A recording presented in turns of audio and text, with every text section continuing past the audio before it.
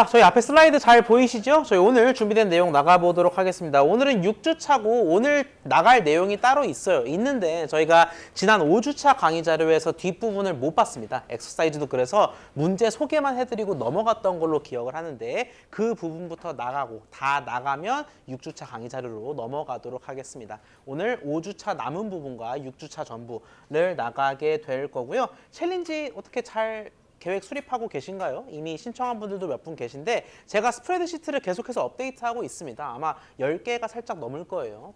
제가 올려드린 거 말고도 다양한 대회들이 있으니까 관심 가지는 거 한번 찾아서 참여해 보시죠. 의사결정나무에 대해서 지난주에 살펴보다가 말았습니다. 이 의사결정나무라는 거는 결국 이런 골격을 가지는 구조였지요. 우리가 자료구조 등지에서 봤던 그 나무입니다. 나무인데 보통 이렇게 이진 분류가 되는 경우에는 왼쪽이 yes, 오른쪽이 no의 역할을 해서 끊임없이 질문과 답을 이어가는 과정이라고 말씀드렸습니다. 즉 수천 명의 데이터로 열심히 학습해서 어떤 나무를 만든 상태에서 궁금한 건 뭐냐면 미지의 고객, 학습된 고객이 아니라 미지의 고객 X가 포지를 쓰나? Yes. 청년인가? Yes. 그렇다면 미지의 고객 X는 진실은 모르지만 이탈할 것 같다라고 예측하는 게 의사결정나무의 원리였습니다. 자, 근데 이 의사결정나무를 만드는 방식에 대해서 살펴보았는데 그 방식을 알기 전에 불순도라는 지표를 이해하는 게 굉장히 중요했어요. 강아지가 다수인 요 그룹에서 고양이가 섞여 있다면 고양이가 불순 원소가 되는 건데 그때 불순도는 어떻게 계산한다? 진위, 엔트로피 두 가지 계산 방식이 있다라고 말씀드렸고 그 중에서 가장 많이 쓰는 특히 카트 알고리즘에서 쓰는 이 진위 계수의 경우에는 간단했습니다. 1에서 항목 비율 제곱 시그마를 뺀 값이었습니다. 즉 3분의 2의 제곱과 3분의 1의 제곱을 더해서 그 값을 1에다가 빼면 그게 곧 진위 계수고 어떻게 계산하든 간에 불순도가 높은 게 많이 섞여 있는 거, 우리가 원치 않는 거였습니다. 반대로 얘기하자면 불순도가 낮은 거, 순수한 게 우리가 원하는 거라고 말씀을 드릴 수 있겠고요. 이렇게 순수하게끔 만드는 것이 바로 의사결정나무의 원리였습니다. 의사결정나무는 뭐 카트, 케이드 등등 여러 가지가 가능할 텐데 그중에서 카트 알고리즘을 간략하게나마 살펴보았어요. 저희 알고리즘 전공교 과목에서도 간단하게 설명드렸던 부분이었고 지난 시간에도 언급을 했지만 결국 의사결정나무를 만드는 건 질문의 연쇄를 만드는 겁니다. 즉 첫 번째 질문, 루트 노드의 질문을 뭘로 설정할까부터 시작을 하는 건데 그 루트 노드에 던질 수 있는 질문은 사실 3가지밖에 없어요. 지금 여기 기준으로 따지자면은 이탈을 할지 말지가 궁금한 거니까 이탈 가지고 물어볼 수는 없고 그 이탈을 예측하기 위해 투입된 3가지 입력 변수에 대해서 질문을 할 수 있는데 꼴랑 뭐밖에 못한다? 5G 쓰십니까? 청년이십니까? 문의 전화 한 적이 있으십니까? 이 3가지밖에 못한다라는 거죠. 그러면 결국 첫 루트 노드에 들어갈 질문이 이 셋 중 하나, 범위는 이 안에 있다라는 건데 첫 번째 케이스에 대해서 뭐를 계산할 수 있다? 가중진위를 계산할 수 있었습니다. 즉 5G를 쓰십니까? 라고 물어봤을 때 결국 씁니다, 안 씁니다. 한 그룹이 비어 있을 수도 있긴 하지만 어쨌든 씁니다, 안 씁니다로 나뉠 수가 있는데 5G를 쓰는 그룹에서 이탈자가 있을 수도 있고 5G를 안 쓰는 그룹에서 이탈자가 있을 수도 있고 다 다르잖아요. 그래서 각각의 그룹에 대해서 이탈 잔류 몇 대 몇을 해서 각각의 진위를 구한 다음에 평균을 내는 게 가중진이었습니다. 이때 주의해야 될 건 그룹별로 사이즈가 다른데 그냥 단순 산술 평균 때리면 아니 되니까 가중산술 평균, 가중평균을 때렸다라는 걸 말씀을 드렸고요. 결국 이 셋 중에서 진위는 결국 불순도니까 진위가 가장 낮은 값을 택하면 그게 첫 번째 질문.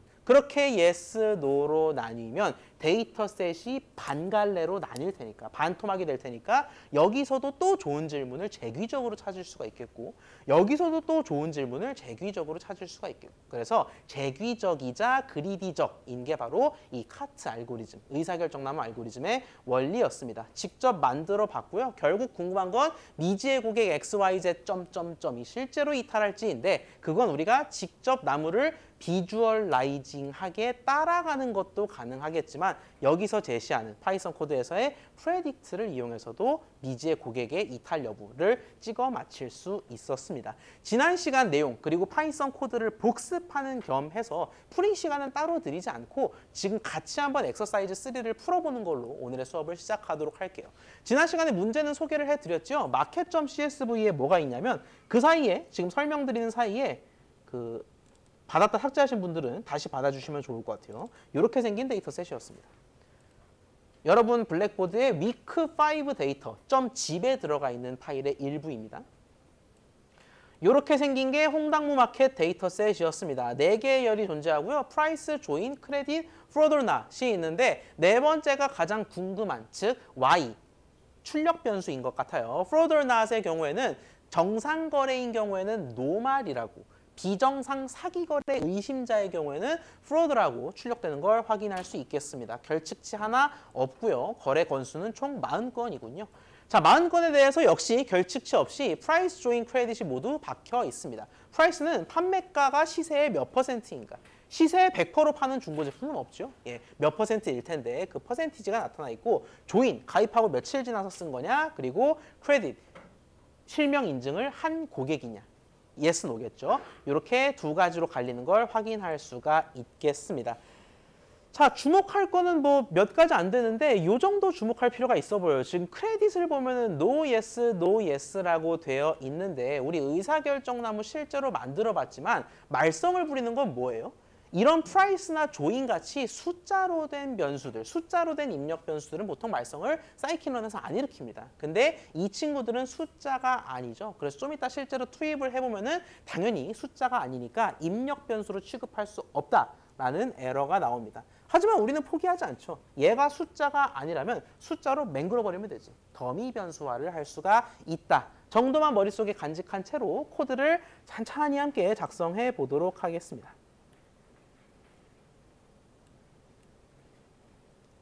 반반 띄워져 있죠. 네. 저는 마켓.csv를 이미 넣어놨습니다. 안 넣은 분들은 여러분 파이썬 개발 환경을 켜셔서 저랑 같이 넣고 출발하도록 할게요. 자, 어차피 지난 시간에 봤던 의사결정나무 생성 코드 그리고 그래피즈를 이용한 시각화 코드에서 거의 몇 발짝 안 넘어갈 것 같습니다. 거의 판박이인데 뭐 더미 변수화라든지 그런 사소한 것들만 깔짝깔짝 바꿔주면 될 것 같아요. 일단 지난 시간에 이미 다 설치하셨겠지만 그래피즈 깔고 출발해 보도록 하죠. 이미 설치된 분들은 아마 별게 안 뜰 겁니다. 그 다음에 라이브러리를 불러오는 것에서 출발을 했는데 사이클런에서 회귀뿐만이 아니라 트리 그리기도 가능하다라고 말씀을 드렸어요. 정확히는 트리의 규칙을 찾는 거지만 디시전 트리 클래시파이어를 불러올 수 있었고 그래피즈는 이 사이클런과 그래피즈를 연동하는 데 익스포트 그래피즈를 쓴다라고 말씀을 드렸습니다. 의 상태에서 우리가 뭐를 불러온다? read 뭐를 할까 하니 market.csv였죠. read csv를 쓰는 게 맞는 것 같아요. market.csv. 왼쪽에 이론 코드를 참고하되 우리의 상황에 맞게 좀 변형해야 할 것 같습니다. market.csv를 read csv로 가져오는 것에서부터 출발하겠습니다. 뭐 가져오고 눈으로 보기나 할까요? 시간도 많은데. 자, 이렇게 우리가 엑셀에서 봤던 그것과 동일한 형태인 걸 확인할 수 있겠습니다. No more fraud 결측치 하나 없겠고요. 40행이군요. 자, 이 상태에서 우리가 그냥 바로 입력 변수 앞에 셋, 출력 변수 뒤에 하나는 잘못된 접근입니다. 해보시면 아시겠지만 이 크레딧이 말썽 꾸러기다. 문자 범주 변수니까. 범주 변수를 안 말썽 일으키게 하려면 우리는 보통 더미즈를 썼습니다. df는 getDomies를 이용해서 특정 변수들을 더미 변수로 바꾸겠다라는 건데 들은 아니에요. 크레딧 하나만 더미 변수화하면 될 것 같습니다. fraud or not도 문자형 범주 변수 아닌가요? 라고 생각할 수 있지만 얘는 어차피 기다 아니다. y 값이기 때문에 범주 변수여도 상관이 없습니다. 자, df에 대해서 우리가 getDomies를 적용을 할 거고요. 어떤 컬럼들을 더미 변수화 할 건가요? 컬럼들은 아니고 크레딧 하나만을 바꿔주도록 하겠습니다. 자, 그 다음에 또 df 한번 볼까요? 여유 있게. 뒤에도 아마 보이시죠? 뒤에 잘 안 보인다 하면은 손 들어주세요. 자, 했을 때 뭐 밑에까지 내려볼 필요도 없이 price, join, fraud or not까지는 괜찮은데 원본 크레딧은 사라지고 크레딧 no와 크레딧 yes 두 갈래로 나뉘는 걸 확인할 수 있겠습니다. 자, 근데 우리 테크놀로지, 즉 2G, 3G, 4G, 5G를 더미 변수화 했을 때랑은 조금 궤가 다른 것 같습니다. 왜? 얘는 2, 3, 4, 5G 열을 만드는 게 아주 좋은 접근이었어요. 좋은 접근이었는데 지금 얘를 보면 크레딧 노 열을 만들고요. 크레딧 예스 열을 만드는데 이 두 열을 굳이 긁어부스럼 다 만들 필요가 없다라는 겁니다. 어차피 노가 true면 yes는 false일 거고 노가 false이면 yes는 true인 것을 둘은 색만 반전돼 있을 뿐이지 같은 의미의 열이다라는 거죠. 다시 말해서 뭐예요? 얘는 어떻게 해야 된다? true, false 이렇게 돼 있는 걸 사실상 어떻게 해야 되냐면은 한 열만 택할 필요가 있다라는 겁니다. 두 열을 다 x 변수로 독립된 x 변수로 넣어도 가능은 해요. 나무를 만들 수는 있지만 굳이 그럴 필요가 없다라는 겁니다. 노가 아니면 yes가 그렇다고 노가 그렇다면 yes는 아니다. 같은 의미니까 둘 중 하나의 열만을 독립된 x 변수로 넣을 필요가 있어 보여요. 우리 그건 머릿속에 넣고 다음으로 넘어가죠. x와 y들을 결정해야 되는데 y가 좀 더 쉬워 보입니다. df에서 뭐를 y로 택한다? fraud or not. 우리는 지금 사기거래를 탐지하려고 하니까. 를 때려봤고요. 그 다음에 ILOC, 뭐 다른 방법도 있지만 얘가 편하니까 ILOC를 이용해서 여러 열들을 선택해서 걔들을 x 변수로 몽땅 집어넣을 건데 0번째 price 들어가야 될 것 같고요. 1번째 join 들어가야 될 것 같고요. 얘는 y입니다. 그 다음에 3번, 4번 중 하나를 넣어야 되는데 뭐를 넣을까요? 기왕 넣는 거 그냥 yes가 true면은 좀 앞뒤가 맞으니까. 노로 반대로 생각할 굳이 그럴 필요 없으니까 yes를 한번 넣어볼게요. yes는 네 번째 열입니다. 2 띄고 3 띄고 4를 넣도록 하겠습니다. 결국 x 독립변수 3가지, 불필요하게 2개씩 안 넣는다고 했어요. 3개와 1개를 가지고 의사결정 나무를 만들 준비를 끝낸 겁니다. 그러면 트리 모델을 바로 만들어낼 수가 있겠죠. 어떻게? 불러왔던 를 이용해서 말이지. 크라이테리언을 적어야 되는데 문제 상황 잠깐만 돌아가 볼게요. 조건에 부합하도록 나무를 만들라라고 했는데 조건이 애초에 지니 지수를 이용해서 카트 나무 만들라고 했습니다. 그 말인즉슨 크라이테리언은 엔트로피가 아니라 지니로 설정해야 된다라는 걸 알 수가 있겠고요.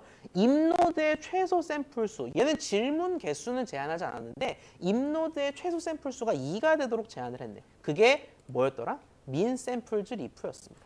콤마 민 샘플즈 리프를 2로 제한해서 나무를 맹글도록 하겠습니다.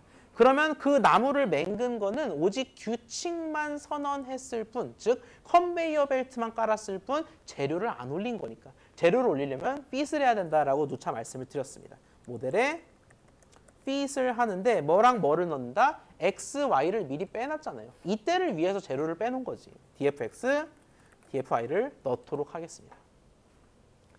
자, 이것까지 하면 트리의 모든 규칙, 다시 말해서 좋은 질문들이 다 뽑히는 거거든요. 근데 그건 질문이고 우린 눈으로 보고 싶죠. 그래서 눈으로 닷 데이터를 만들어서 보도록 하겠습니다. 얘가 조금 오탄하기 쉬운 부분이었다라는 건 기억하시죠. 익스포트 그래피즈를 이용해서 트리 모델에 대해서 닷 데이터를 생성하도록 하겠습니다. 이때의 닷 데이터는 시각화를 위한 재물이라고 생각하면 된다라고 말씀드렸습니다. 아웃 파일은 none으로 지정하고요. 한 줄에다가 그냥 다 쓸게요. feature names는 dfx columns. 혹시 앞에 대상이 틀렸나 하고 보니까 저희도 어차피 dfx로 정의했죠. 상관없을 것 같습니다.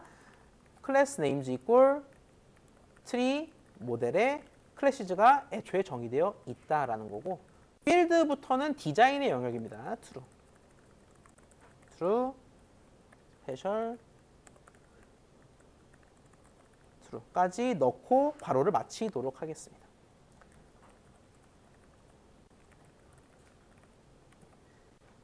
이미 적었던 코드가 있는 분들은 그냥 그대로 복사했다가 붙여넣기 하신 분들도 계실 것 같아요. 마지막에 그래프까지 소환하면 우리가 이번 이 홍당무 마켓 문제에 대해서 나무를 만들 수 있을 것 같습니다. 역시 스플릿을 따로 한 건 아니고요. 40건 전체에 대해서 나무를 생성하는 과정이 되겠습니다. 그래도 되는 게 어차피 40건에 대해서 다 만든 다음에 궁금한 건 미지의 고객, 2번에서는 별도의 고객이었잖아요. 그 고객에 대해서 예측하는 거니까 40명 몽땅 다 학습에 투입해도 상관없을 것 같아요. 잠깐 작성할 시간 드리고 실행해 보죠.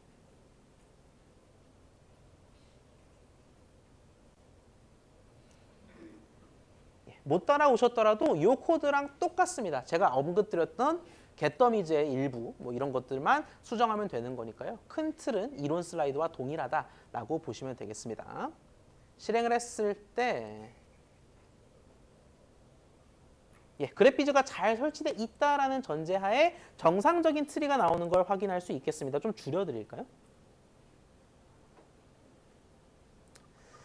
자, 40명짜리 데이터인 것 치고는 좀 질문이 많기는 합니다. 왜? 우리가 별도의 질문 개수를 제한하지 않았으니까. 질문 개수는 뭘로 제한했죠? 맥스뎁스로 제한했거든. 근데 맥스뎁스 인자를 따로 주지 않고 그 대신 리프, 282 노드의 최소 크기만 지정했다 보니까 2가 될 때까지 계속 물어본 거야. 이 밑에는 왜 오른쪽과 다르게 질문이 없을까? 그럴 수밖에 없어요. 왜? 282가 2니까 더 이상 쪼개질 수가. 282 그 자체인데 원자 수준의 282인데 어떻게 더 쪼개지겠어? 더 이상 쪼개질 수 없으니까 질문을 덜 한 거일 뿐이지 오른쪽을 보면은 282가 조금이라도 크다. 그러면 계속 질문해서 더 낮춰진 것을 확인할 수가 있어요. 12의 경우에는 더 낮추고가 반복된 거죠. 자, 이렇게 나무가 만들어졌고 뭐 글쎄 만족스러운지는 우리가 2번 문제를 풀면서 알아봐야 될 것 같아요. 2번 문제가 시은이에 대한 얘기였습니다. 가입 3일 뒤에 시세의 70% 가격에 스웨터 판매글을 게시했는데 시은이는 크레딧, 실명 인증을 수행하지 않았다라고 합니다. 자, 그러면 시은이의 예시 40명 중엔 없습니다. 하지만 시은이의 예시를 가지고 나무를 탈 수는 있다라는 거죠. 물론 2번을 풀 수 있는 방법은 사실 엄밀하게 두 가지긴 합니다. 첫 번째, 이 시은이에 해당하는 CSV 또는 데이터 프레임을 여러분이 만든 다음에 그 데이터 프레임에다가 프레딕트를 적용할 수도 있겠어요. 근데 어차피 한 명이니까 우리가 그냥 눈으로 따라가는 것도 나쁘지 않겠죠. 가입 3일 뒤에 시세 70%, 즉 판매가 이 프라이스가 70이란 얘기겠죠. 그리고 조인이 3이고 크레딧은 NO일 거예요. 자, 이 상태에서 사기 거래로 탐지되는지 한번 따라가 보도록 하겠습니다. 자, 조인이 2.5 이하냐라고 묻고 있습니다. 즉, 가입하고 2.5일 이하냐라고 묻는데 하필 3일이죠. 즉, 2.5일 이하가 아니다. false. 오른쪽으로 이동해야 한다라는 걸 확인할 수 있겠습니다. 오른쪽에 음영 처리를 해드릴게요. 자, 이번엔 두 번째로 뭘 묻고 있냐? 그럼 15.5 이하냐? 라고 묻고 있는데 15.5보다는 작지요? 3이니까. 그래서 왼쪽으로 이동한다. 이번엔 프라이스가 30일 이하냐라고 묻고 있는데 프라이스는 70입니다. 훨씬 크지요? 오른쪽으로 이동했는데 끝나버렸네요. 샘플이 8개. 무려 282에 8개나 있는데도 더 이상 쪼개지지 않았어. 왜? 굳이 쪼갤 이유가 없다고 느꼈거든. 진이가 빵, 즉 8대 빵으로 사기꾼이라는 노드니까 다시 말해서 시은이의 실제 사기 여부는 시은이 마음속으로 들어가야 알 수 있겠지만 우리는 적어도 이 나무에서는 프로드, 즉 이 거래가 사기 거래로 탐지된다라는 걸 알 수 있겠습니다. 결국 가상의 데이터셋으로 제가 가상의 문제를 여러분들을 위해서 만들어 드린 거지만 비즈니스 인사이트를 얻는 과정을 우리가 체험한 거예요. 아, 데이터가 있을 때 나무를 만들어. 그러면 이 규칙, 우리가 진짜 인위적으로 만든 규칙이 아니라 데이터에 기반해서 만든 이 나무의 규칙들로 하여금 미지의 상황을 예언할 수 있게 해준다. 이게 바로 의사결정 나무의 본질이자 의의라고 할 수 있겠습니다. 혹시 여기까지 질문 있을까요? 네.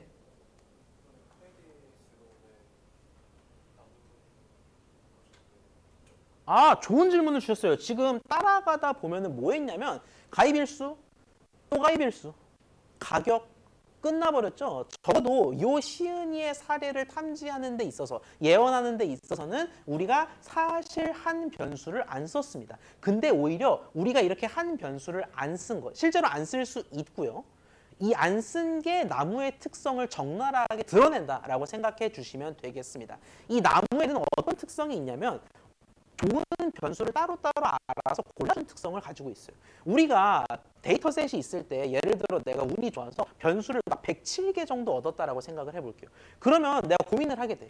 계산량이 너무 많고 컴퓨터가 힘들어해서 내가 107개를 다 넣어도 될까? X1부터 X106, 107까지 다 넣어도 될까? 라고 생각하게 되는데 나무에는 보통 다 넣어도 아주 큰 문제, 연산에서의 큰 문제는 없어요. 왜? 어차피 107개를 넣으면 얘가 좋은 곡식을 고르듯이 괜찮은 변수들을 골라서 질문을 만들기 때문에 다 넣어도 된다라는 겁니다. 그게 이 상황에서 발현된 거예요. 세 가지 변수가 존재했지. 근데 적어도 시은이의 사례를 판단하는 데 있어서는 크레딧 변수는 별로 쓸모가 없었던 거야. 지니 지수를 낮추는, 불순도를 낮추는 방향에서는 이 두 변수만 쓰잘머리 있었다, 쓸모 있었다라는 거죠. 그래서 실제로 몇 개의 변수를 투입하든 간에 많이 투입하든 적게 투입하든 아예 안 쓰는 변수가 존재할 수도 있다. 그게 나무의 특성이 되겠습니다. 네. 다른 질문 있을까요?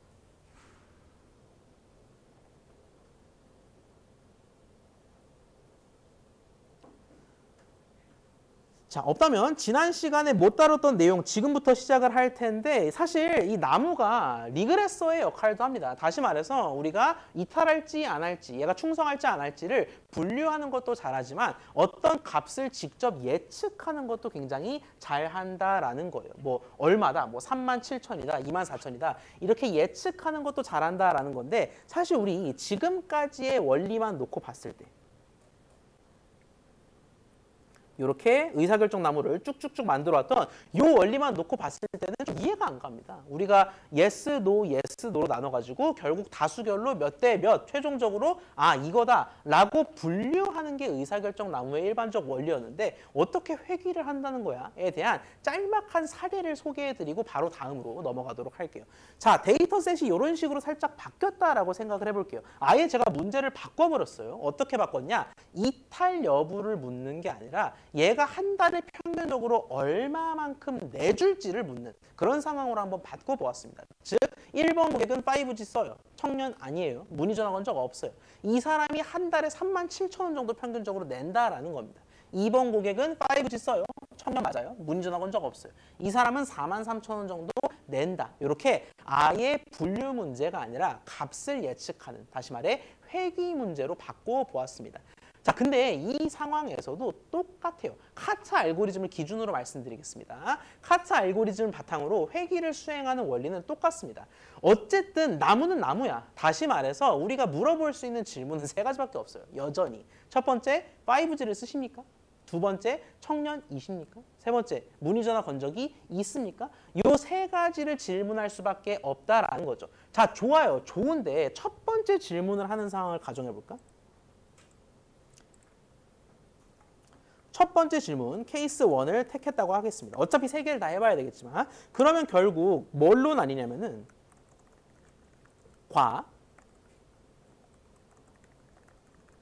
으로 나뉘어요. 그 다음에 우리가 이 집단 간의 규모, 집단별 사이즈를 고려해서 가중 진위를 계산해서 그 가중 진위를 케이스 1, 2, 3에 대해 비교하는 게 질문 설정의 과정이었잖아요. 근데 얘는 그게 안 돼. 진위를 계산할 수가 없다라는 거죠. 강아지, 고양이, 이탈, 안 이탈 이렇게 나뉘니까 진위를 계산할 수 있었는데 지금은 5G 사용 집단이 뭐 나뉘어요? 5G를 사용하는 집단 1번, 2번, 3번, 5번, 6번 이탈하고 유지하고 모시고가 없어. 아예 변수가 날아가 버렸고요. 이 사람들이 뭐밖에 모르냐면 요금밖에 모른다라는 거예요. 우리가 알고 싶은 그것, 요금밖에 모른다 이 말이지. 37,000, 43,000, 92,000, 패스 82,000, 83,000 밖에 모른다라는 거죠. 자, 근데 진위처럼 뭔가 불순한 퍼져 있는 정도를 계산하고 싶은데 정작 범주 변수가 아니라 수치 변수야. 퍼져 있는 정도는 계산하고 싶고 정작 변수는 수치 변수고 뭐 생각나는 거 있습니까?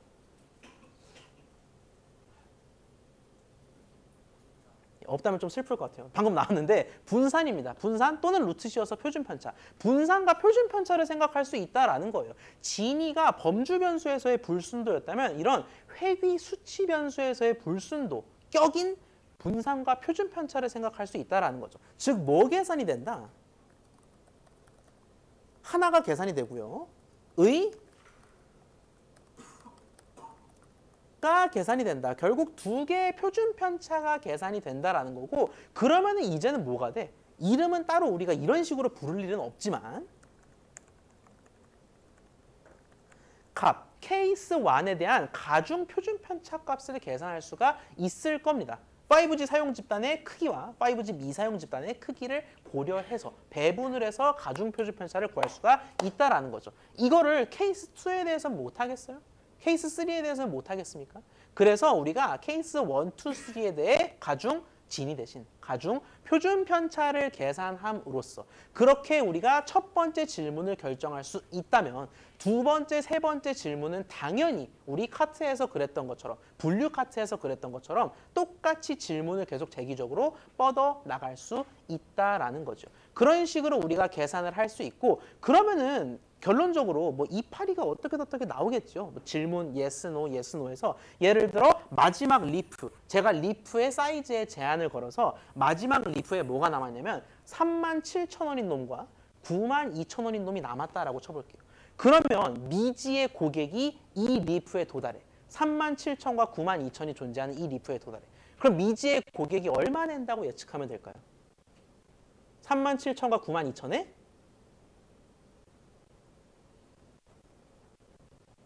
잠깐만요.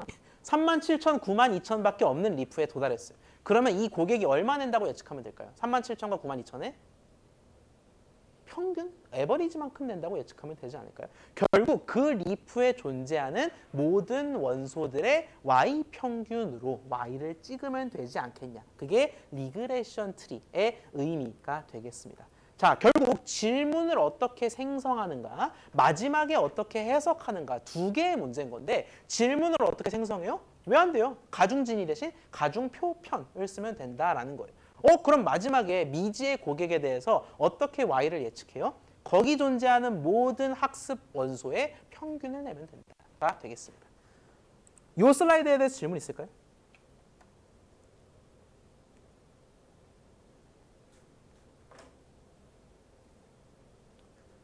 결국 카트는 그 이름 따라서 Classification and Regression Tree라는 그 이름에 걸맞게 동일한 방식으로 진짜 그냥 진위 쓰냐 표준 편차 쓰냐 마지막에 평균 내냐 다수결 내냐의 차이일 뿐이지 거의 동일한 방식으로 분류를 수행했다. 분류와 예측을 수행했다가 되겠습니다.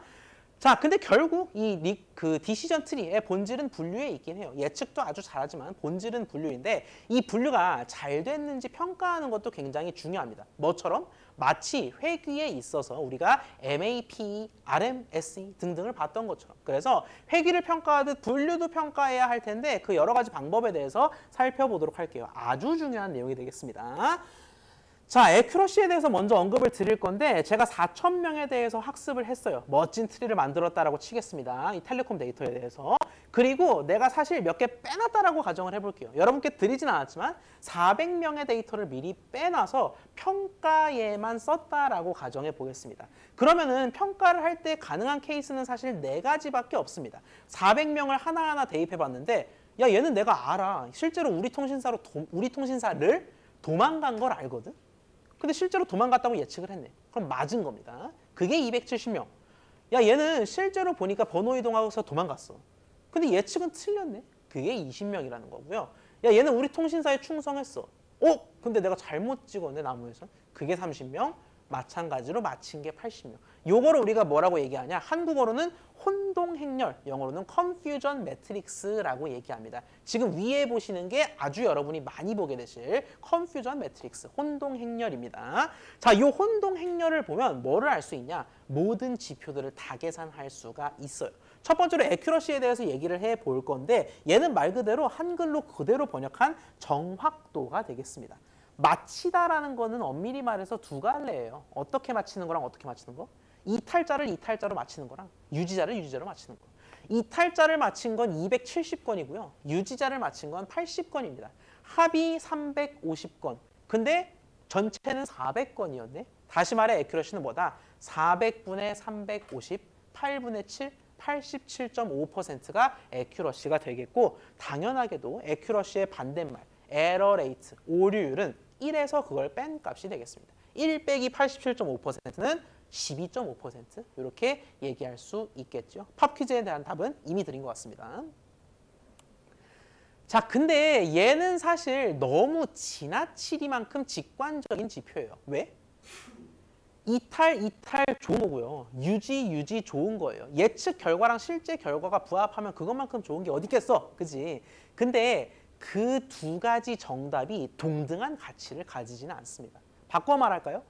두 개의 오답도 두 종류잖아. 실제로 이탈했는데 유지할 걸로 잘못 찍었어.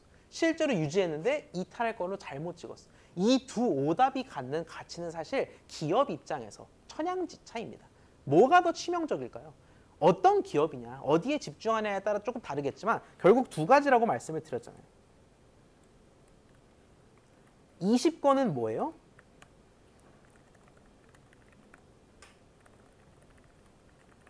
도망갔어. 이 되겠고 좀 편하게 쓸게요. 30건은 뭐가 되겠습니까?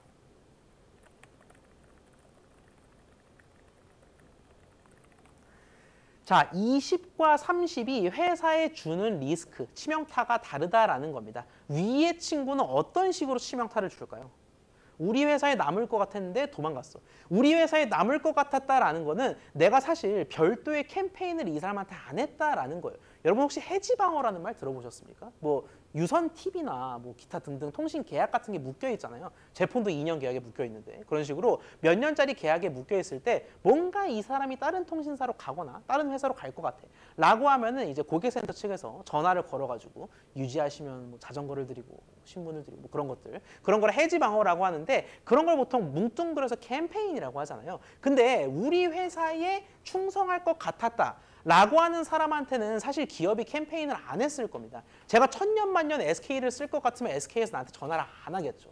근데 내가 도망갔단 말이지. 그럼 뭐예요? 내가 내년에도 후년에도 이 사람이 내주는 돈을 받아 먹을 수 있을 줄 알았는데 그 플랜이 깨진다. 그런 의미에서의 리스크가 위쪽에서 벌어질 거고 아래쪽에서는 반대로 어떤 리스크가 있을까요? 도망갈 것 같았는데 우리 회사에 남았어. 일단 남았으니까 우리 회사 매출은 계속 올려주는 겁니다. 좋아요. 근데 불필요한 뭐의 소모가 발생해? 캠페인 비용의 소모가 발생하죠.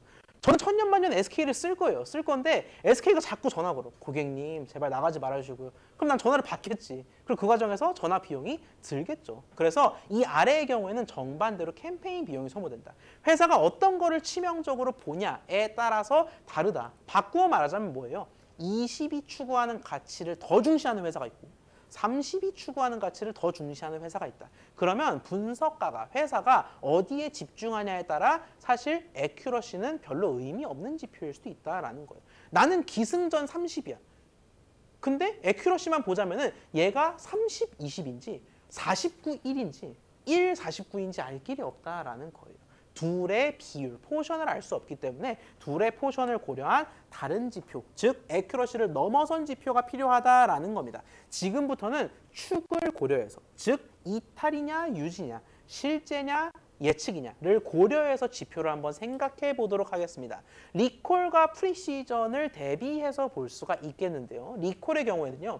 실제 파지티브 중 맞게 예측한 비율을 정의합니다. 제가 이렇게 파지티브라고 정의 내려서 여러분께 소개해드리는 이유는 모든 상황이 다 다르기 때문에 그렇습니다. 제가 여기에 이탈이라고 적으면 다른 상황에서는 뭐지? 하실 거잖아요. 그래서 파지티브, 모든 상황에서 긍정, 파지티브, 양성의 경우를 우리가 리콜로 한다라고 정의한 겁니다. 자, 그러면 이 상황에서 뭐가 파지티브냐? 편의상 이탈을 파지티브로 간주하도록 하겠습니다. 왼쪽 위에 있으니까 그냥 편의상 파지티브라고 할게요. 자, 그러면 이 상황에서 리콜 값은 얼마가 나올까 하니 이탈이 파지티브고 그게 곧 클래스 1이라고 했죠. 실제 파지티브 데이터 중 맞게 예측한 비율이 리콜입니다. 메모장 띄울게요. 그 말인즉슨 뭐예요? 실제로 이탈한 데이터 중 맞게 예측한 비율이 되겠습니다. 이탈이 파지티브라고 정의했습니다. 자, 그 말인즉슨 뭐예요? 조금 더 유하게 풀자면, 세련되게 풀자면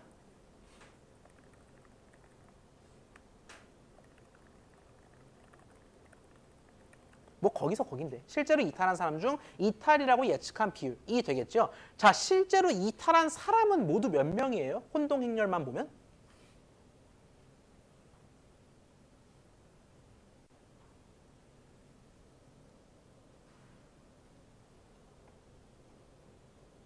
자, 여러분 아실지 모르겠지만 저희 오늘 수업만 하면 그 다음 주는 대면 수업이 없습니다. 예. 즐거운 마음으로 답변하실 수 있지 않을까요? 네. 실제로 이탈한 사람 몇 명이죠? 좋습니다. 290명이 되죠. 290명 가운데 맞게 예측했다라는 건 이탈을 이탈이라 부른 거의 홍길동 케이스죠. 그래서 290 중에 270이 맞힌 비율입니다. 결국 여기서 리콜은 뭐다? 290 중에서 270의 비율. 나누진 않을게요. 요게 곧 이 리콜 값이 되겠다라는 겁니다. 리콜은 이렇게 정의하는 겁니다. 파지티브 데이터 중 진짜 파지티브라고 옳게 예측한 비율이 되겠고요. 이에 대응되는, 대비되는 게 프리시전이라며. 그럼 프리시전은 뭐냐? 요겁니다. 예측으로 바꾸는 거예요. 파지티브 축은 똑같은데 실제 축을 예측 축으로 바꾸는 겁니다. 자, 그러면 역시 메모장을 띄울게요. 자, 프리시전이라는 건 예측 포지티브 중 맞게 예측한 비율이니까 역시 좀 수수하게 풀면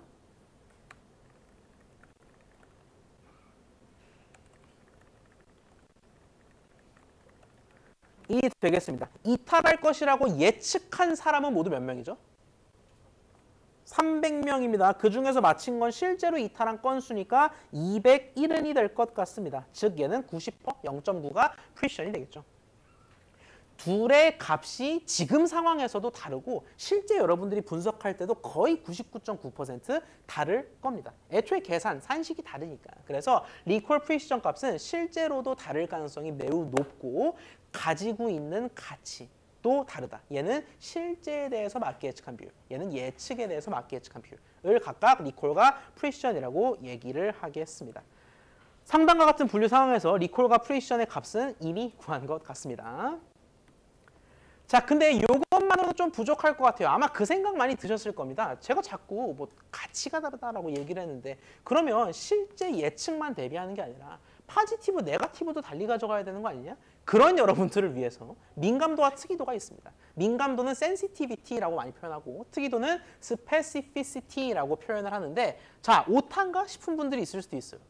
지금 리콜이랑 sensitivity가 똑같죠? 오타가 아니고 실제로 정의가 같습니다. 얘는 대비되는 축이 다르기 때문에 바라보는 명칭이 대비되는 축이 다르기 때문에 정의하는 명칭이 다른 거고 실제로는 같은 걸 가리킵니다. 즉 리콜과 민감도, 리콜과 센시티비티는 실제로 정의가 같고 가리키는 값도 같다라는 겁니다. 다만 대비되는 축 방향이 다르다. 센시티비티가 실제 파지티브 중 맞게 예측한 비율이라면 스페시피시티는 실제 네거티브, 반대 데이터 중 맞게 예측한 비율이 되겠습니다. 즉 민감도는 이미 앞에서 구한 29분의 27을 그대로 따라가면 되겠고요. 특이도만 좀 주목할 필요가 있겠네요. 실제 네거티브 중 맞게 예측한 비율이라 함은 곧 뭐다?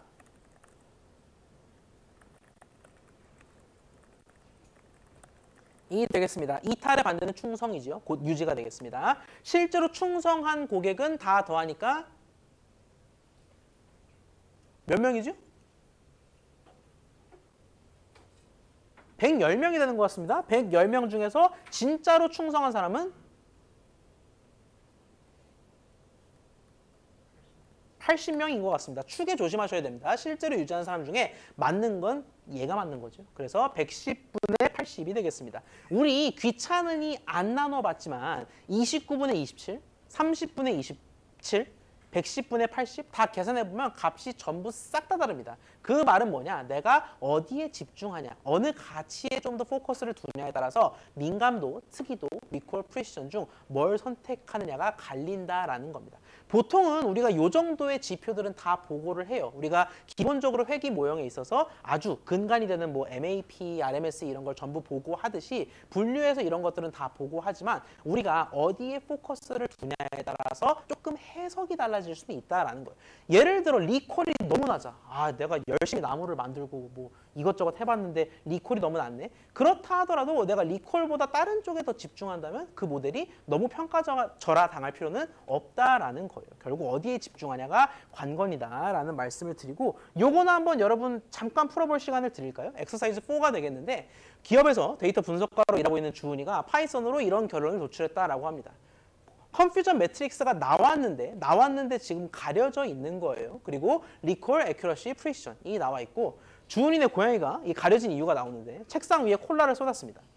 역시 강아지가 더 좋은 것 같아요. 아무튼 혼동행렬의 일부 값이 사라졌다라고 했을 때 주어진 정보를 바탕으로 A, B, C를 다 찾을 수 있거든요. 여러분 이 리콜, 프리시전, 애큐러시 정의를 복습하라라고 드린 문제입니다. 요거 이 값들을 바탕으로 숨은 값 A, B, C를 모두 한번 찾아보시죠. 풀 시간 살짝만 드리겠습니다. 자, 정의를 헷갈리지만 않는다면은 어느 정도 답이 나오셨으리라 생각은 하는데 아직 못 푸신 분들은 쉬는 시간에 계속 풀어주셔도 되겠습니다. 저희는 10분 쉬었다가 함께 풀어보도록 하겠고요. 4시에 돌아오고 잊지 말고 출석 확인해 주시기 바랍니다. 저희 4시에 뵙겠습니다. 자, 저희 다시 내용 진행하도록 하겠습니다. 4번 문제, 시간이 좀 부족했던 분들도 있을 것 같은데 같이 풀고 다음 내용으로 넘어가 보도록 할게요.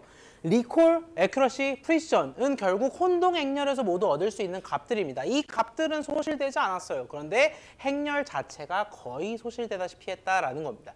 자, 결국에는 이 단서들을 바탕으로 이 값을 역추적해야 될 텐데 어떤 걸 먼저 고르냐에 따라서 좀 험난할 수도 있고 그렇지 않을 수도 있습니다.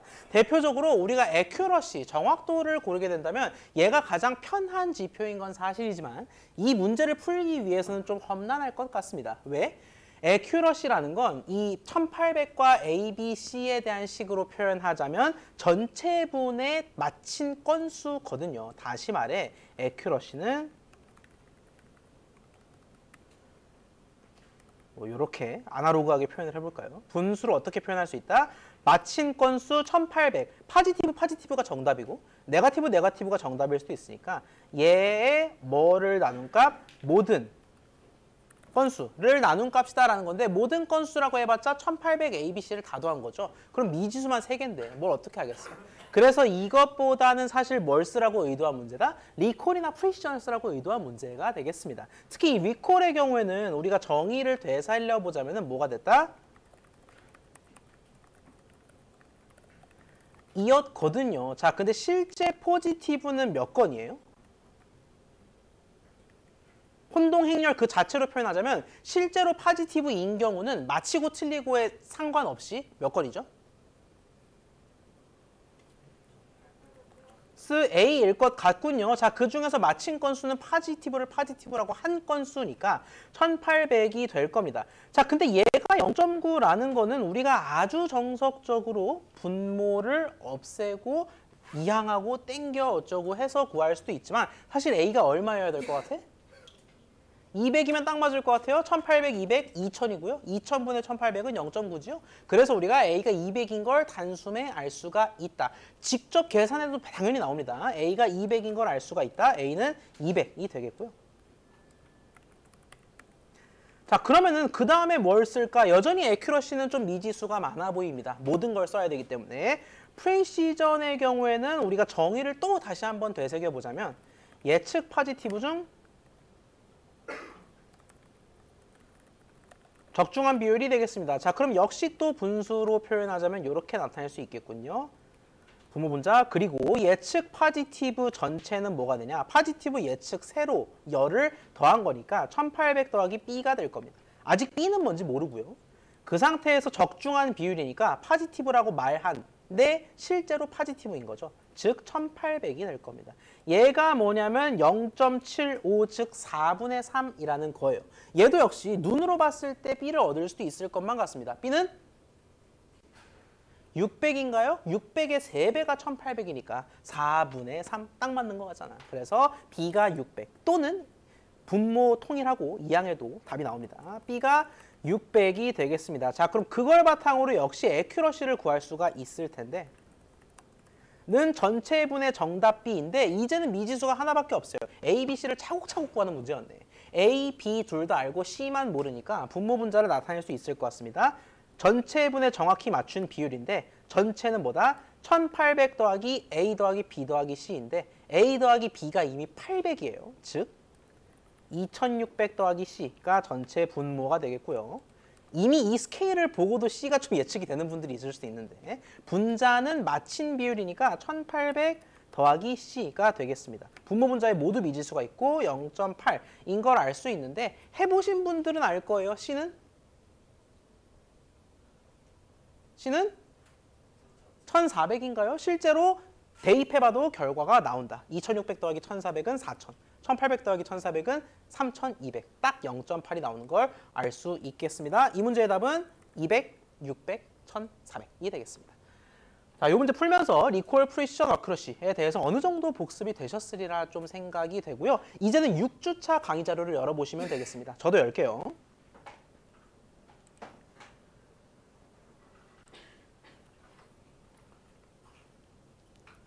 개인정보 비식별화 데이터 윤리라고 되어 있는 6주차 강의 자료를 여시죠.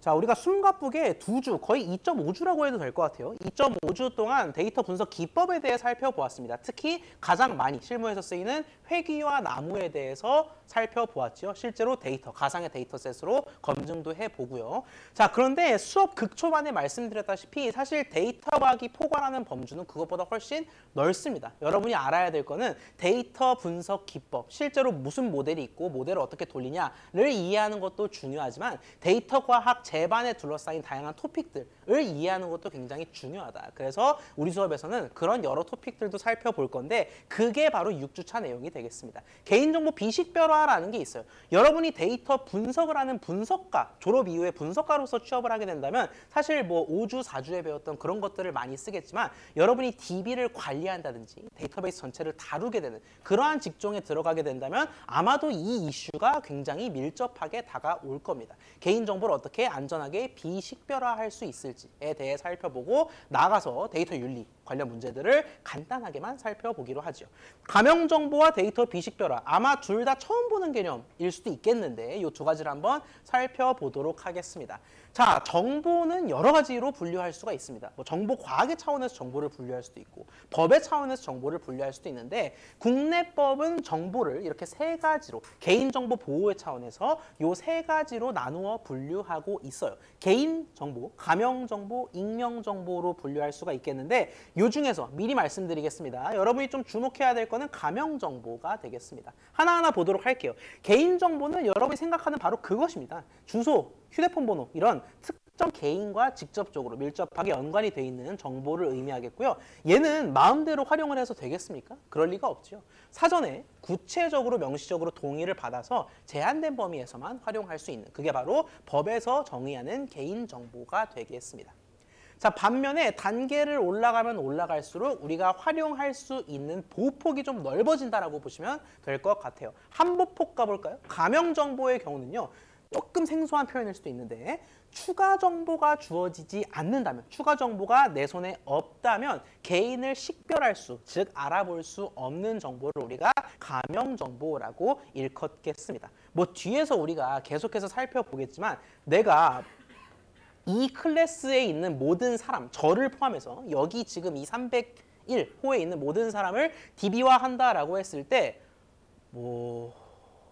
뭐라고 해볼까요? 뭐 나이, 몇 세, 뭐 이름 뭐라고 했을 때 제가 이름을 그냥 유용재라고 해버리면은 이 클래스에 있는 모든 사람 중에 그 데이터가 나라는 거를 알아챌 수 있잖아요. 우린 그거를 식별한다, 개인을 식별할 수 있다라고 합니다. 결국 그 행에 다른 모든 정보 다 차치하고 유용재라는 이름값이 주어진 순간 동명이인이 없기 때문에 우리는 그 행이 유용재, 즉 나에 대한 정보다라는 걸 알아챌 수 있다라는 거죠. 자, 그런데 이 가명정보라는 거는 마스킹을 했든 뭘 했든 변형을 했든 간에 해서 추가 정보 없이는 이 행이 누구를 의미하는 거지? 알 수 없는 정보다라는 겁니다. 예를 들어 이렇게 주어져 있다라고 해볼까요?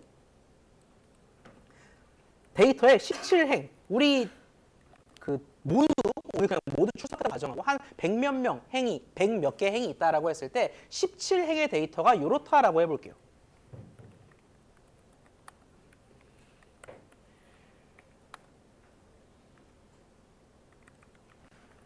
자, 요렇게 정보가 주어져 있는 경우에는 특정됩니까?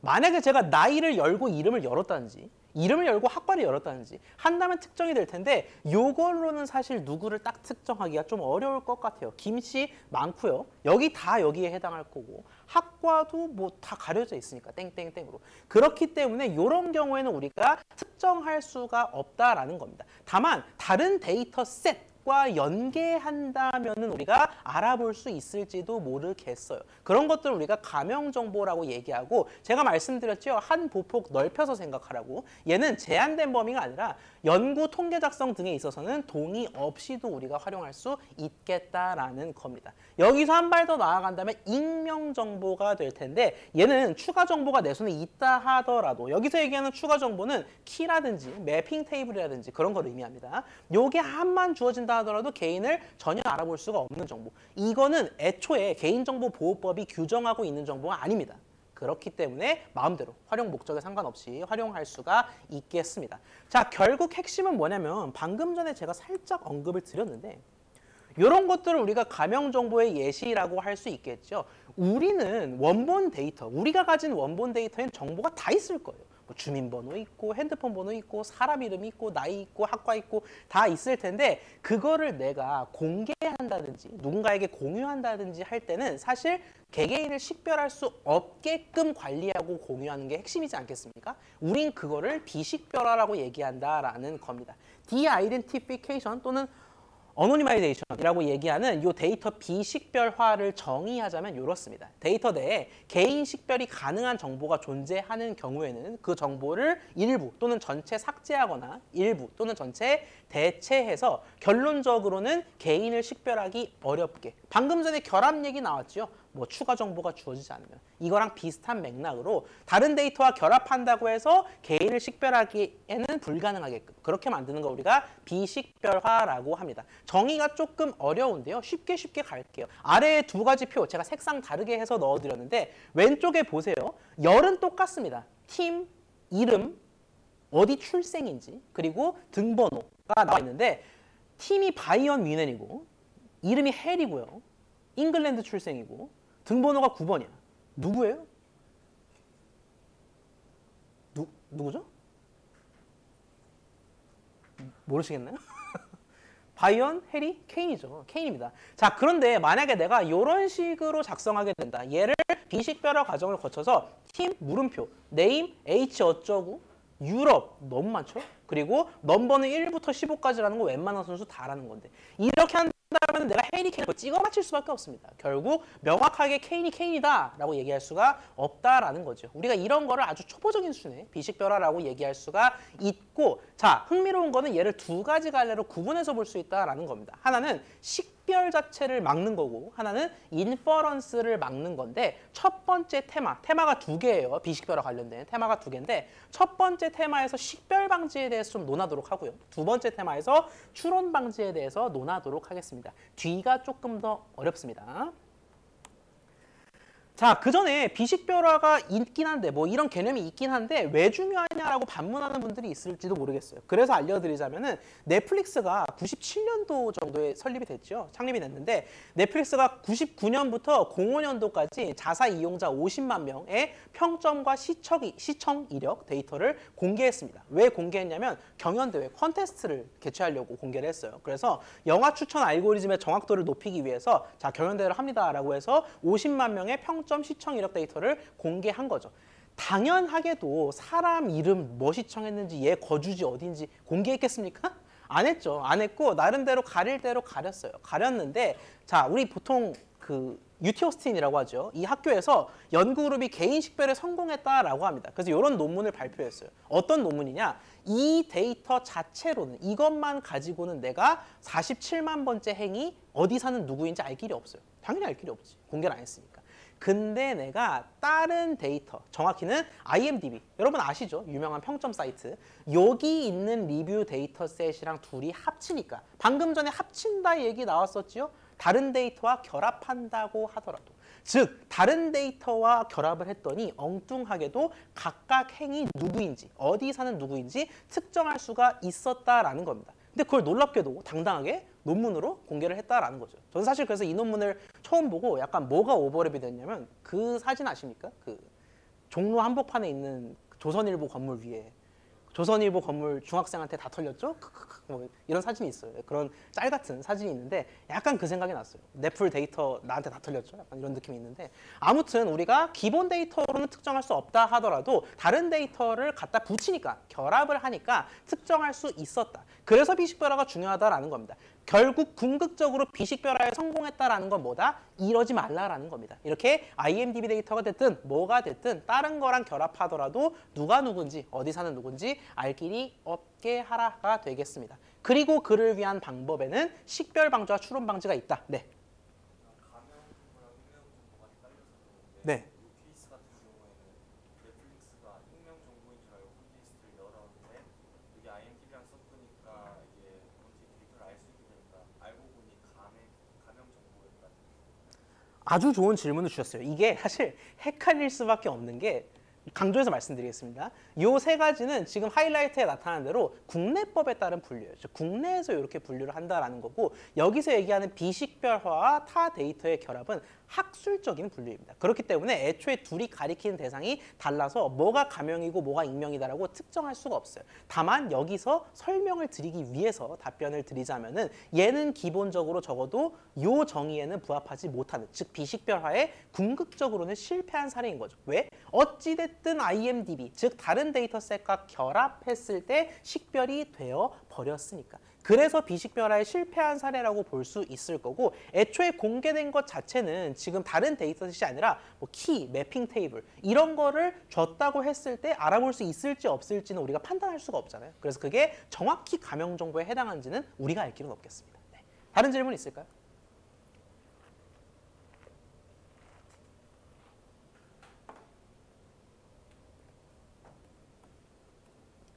자, 그러면 식별 방지가 조금 더 말랑하고 쉽다라고 말씀드렸어요. 세 슬라이드에 나누어서 여러 가지 방법을 소개해드리는 정도로 할 텐데 마스킹이 사실 가장 우리가 직관적으로 생각할 수 있는 방법입니다. 제가 또는 다른 교원께서 성적을 공개할 때 어떻게 공개해요? 여러분 학번 10자리 중에서 XXXXXXX308 이렇게 공개하죠. 그런 식으로 여러분이 가지고 있는 데이터 항목의 일부 또는 전체를 공백이나 문자로 대체하는 걸 우리가 매스킹, 데이터 마스킹이라고 얘기를 합니다. 1, 2, 3, 4, 5, 6, 7, 8을 010, 1, 땡땡4 정도로 나타내는 것을 우리가 마스킹이라고 할 수가 있겠고 어그리게이션은 우리가 알고 있는 그 어그리게이트가 맞습니다. 대표값으로 모든 값을 통일하는 거예요. 평균이 됐든 중앙값이 됐든 또는 극히 일부의 사례지만 최소값이나 최대값이 대표값이 될 수도 있어요. 내가 하나를 택해서 그 값으로 몽땅 다 통일시키는 방법이 있겠죠. 예를 들어 내가 데이터셋에 5명밖에 없어. 근데 변수 중에 소득이 있어. 그러면 그 소득의 값이 10원 단위까지 표기된다면은 그 자체가 민감한 정보일 수 있다라는 거죠. 그러면 우리가 어떻게 어그리게이트, 뭉뚱그릴 수 있느냐? 소득의 평균 값으로 대충 뭉뚱그릴 수 있다. 이런 게 어그리게이트를 통한 식별 방지가 되겠습니다.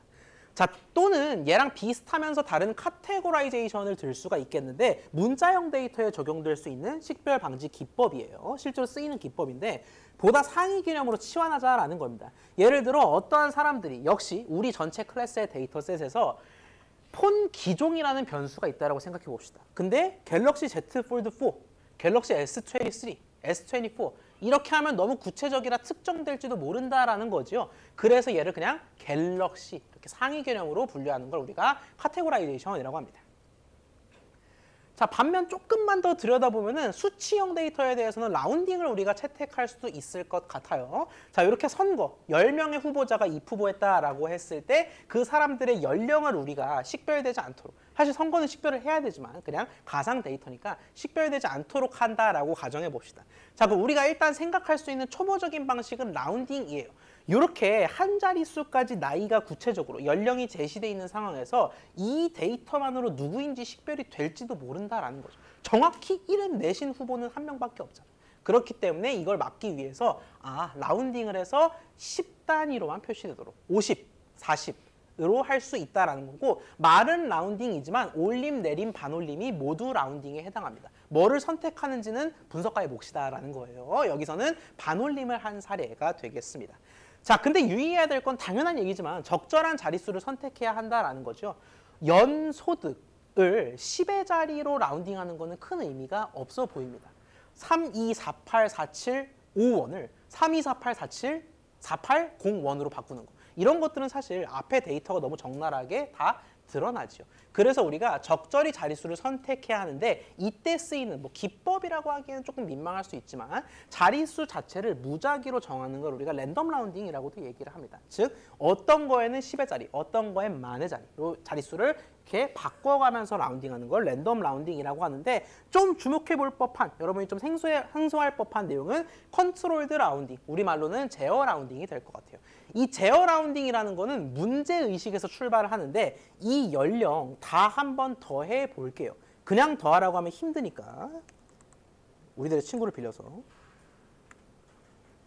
라운딩을 해보도록 하겠습니다. 더해보도록 하겠습니다. 54부터 다 더해볼게요. 54부터 74까지.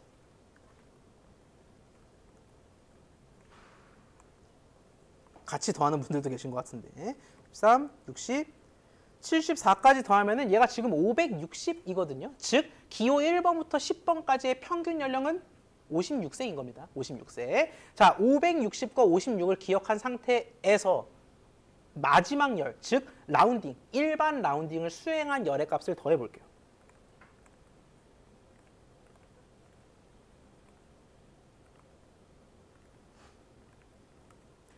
자, 여러분 아마 같은 결과가 나왔을 것 같습니다. 540입니다.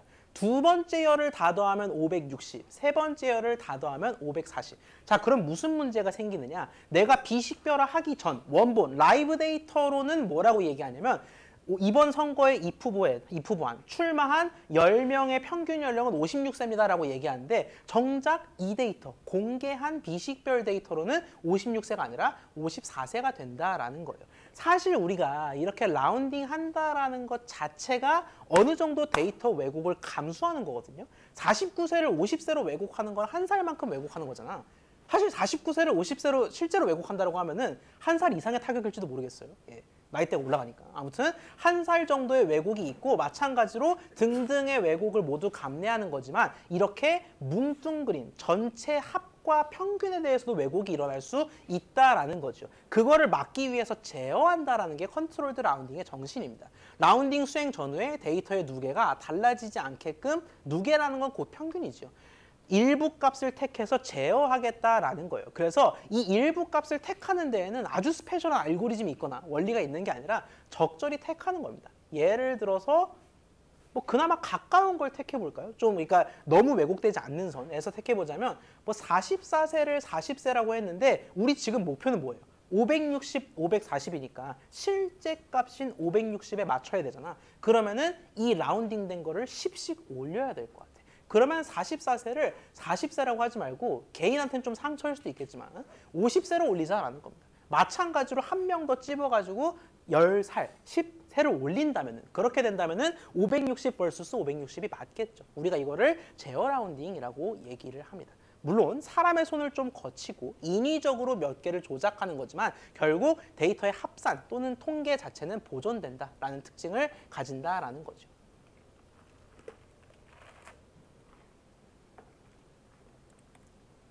자, 세 번째 슬라이드인데 식별 방지 기법에는 이런 것들도 있습니다. 얘들이 오히려 더 쉽게 느껴질지도 모르겠어요. 토크나이제이션이라는 거는 특정 정보를 말 그대로 토큰화하겠다라는 겁니다. 예를 들어 우리 뭐 배달의 민족이라든지 그런 배달 앱을 보면은 안심번호로 바꾸기 뭐 이런 기능 한번 써보신 분들 있을지 모르겠어요. 내 번호를 안심번호로 알 수 없게 바꾸는데 결국 1:1 대응 자체는 성립한다라는 거죠. 알 길은 없지만 복호화는 되는. 알면 되는 그런 거를 우리가 토크나이제이션이라고 얘기할 수 있겠습니다. 또한 노이즈, 역시 데이터 왜곡이 조금 발생할 수는 있지만 노이즈를 더하는 것도 가능하겠습니다. 예를 들어 이렇게 결제액 데이터가 있다라고 했을 때 이렇게 결제한 건 너무 구체적이다. 그래서 얘를 좀 노이즈로 왜곡시키자라는 거예요. 평균이 몇, 표준 편차가 몇인 정규분포에서 적당히 값을 따와서 마이너스 30원, 플러스 70원 등등 이렇게 노이즈를 입히자라는 게 노이즈 에디션 방법이 되겠습니다. 데이터의 왜곡이 조금 발생한다라는 건 유념해 둬야겠고요. 퍼뮤테이션은 좀 생소하실 것 같습니다. 얘는 동질 집합 안에 있는 값의 순서를 무작위로 재배열한다라는 건데 자, 동질 집합이라는 내용부터 설명드려야 될 것 같아요.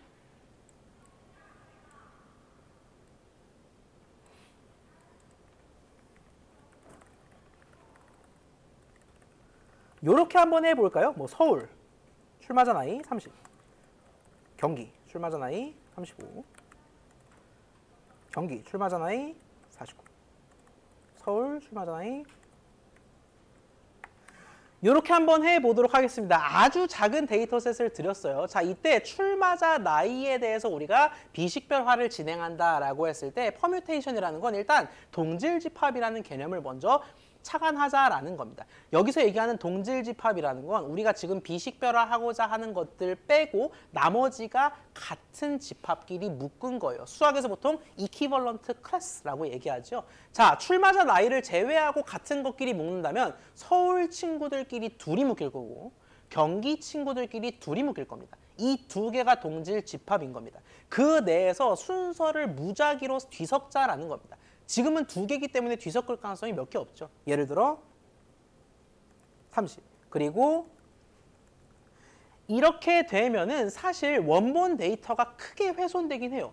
원래 경기에서 이 사람은 35세로 이프보를 한 건데 엉뚱하게도 49로 바뀐 거잖아. 근데 어쨌든 누군가가 식별을 하려는, 공격을 하려는 순간에 얘가 뒤섞인 상황에서는 공격을 하기가 어렵다. 식별을 하기 어렵다라는 거죠. 이런 걸 우리가 퍼뮤테이션 기법이라고 얘기합니다. 아니 그러면 다 섞으면 되지 뭘 굳이 동질집합을 따져서 섞어요? 라고 할 수가 있는데 다 섞게 되면 무슨 문제가 벌어진다? 섞은 뒤에 비식별화된 상태에서 자 서울 출마자의 평균 나이 얼마냐?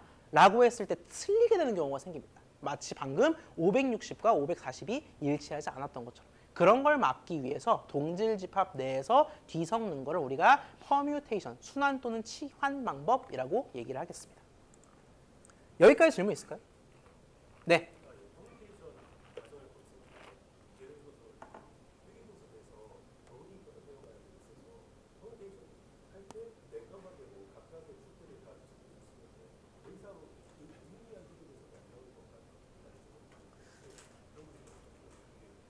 중요한 포인트인데 그러면은 유의미하지 않지 않느냐? 의미가 퇴색되는 건 맞습니다. 예를 들어 지금같이 아주 극단적인 데이터가 오로지 4개뿐인데 그 4개를 둘둘 뒤섞고 이런 경우에는 지금 나이가 원본이랑 차이나도 너무 차이나기 때문에 의미가 좀 퇴색되겠죠. 근데 그게 아니라 미세하게 이렇게 다닥다닥 붙어있는 소득 같은 그러니까 같은 권역의 같은 뭐 예를 들어 중산층 같은 뭐 소득층에 대해서 우리가 조금씩 다른 거를 뒤섞었다. 개인정보 보호 차원에서 뒤섞었다라고 했을 때 그거는 의미를 크게 퇴색시키지 않을 겁니다. 결국 우리가 중요시해야 되는 건 뭐냐? 비식별화된 데이터를 가지고 분석을 한다라고 했을 때 그 비식별화가 어느 정도로 데이터의 원본 가치를 훼손했는가를 집중해서 너무 심하게 훼손했다면 그걸 고려하고 그렇지 않다면 그걸 어느 정도 좀 배제한 채로 분석해도 되겠다라고 말씀드릴 수 있겠습니다. 네.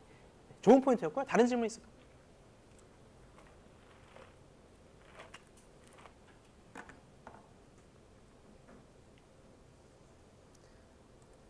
자, 이런 것들은 사실 우리가 비식별화라는 개념을 그냥 알기만 해도 뭐 이러면 되는 거 아니야? 뭐 별표 치면 되는 거 아니야? 이렇게 충분히 생각할 수 있는 방법들입니다. 근데 지금부터는 좀 한 단계 더 머리를 써 볼게요. 식별 방지를 넘어서 추론 방지, 즉 인퍼를 바탕으로 얘 누구지? 라고 맞히는 걸 한번 막아보자라는 겁니다. 그래서 지금부터는 뭐가 항상 딸려 나올 거냐면 공격이라는 표현이 딸려 나올 거예요.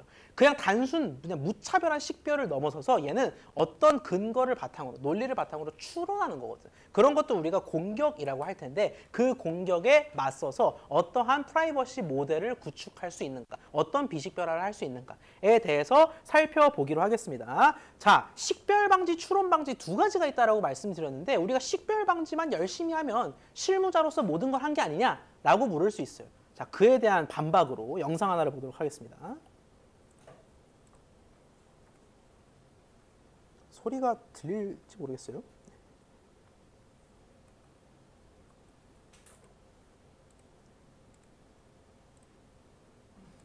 그러다가 어느 순간에 들리긴 들리는 것 같아. 그러다가 어느 순간에 진짜 어떤 기자가 무지를 센 거야. 근데 야 진짜 너 개그가 아니던데 쓸 거야. 그래서 안 돼요. 지금 결혼 얘기까지는 안 하고 지금 진행 중이니까 그러면 그냥 최양락 모 후배랑 열애종 이렇게 정도만 써라. 밝히지 말고 했더니 알았다고 그 정도 약속을 했다고. 다음 날 보니까 최양락 팽모 후배와 자, 최양락 씨 부인 되는 분이 팽현숙 씨인 건 알고 계시죠? 그 팽현숙 귀인카라는 이행시로 유명한 그 팽현숙 씨인데 열애설이 났을 때 최양락, 모 후배와 열애 중 이렇게 하면 될 거를 팽모 후배와 뜨거운 열애 중 이렇게 기사를 내는 바람에 사실 모든 게 공개돼 버렸다라는 얘기인데 기자의 시선에서 볼게요. 기자의 시선에서는 뭐 기자가 비식별화를 생각하면서 그렇게 하시진 않았겠지만 식별 방지는 했습니다. 뭐 했어요? 팽별별로 한 거는 뭐 한 거죠? 우리 오늘 배운 것 중에? 데이터 마스킹을 한 거예요.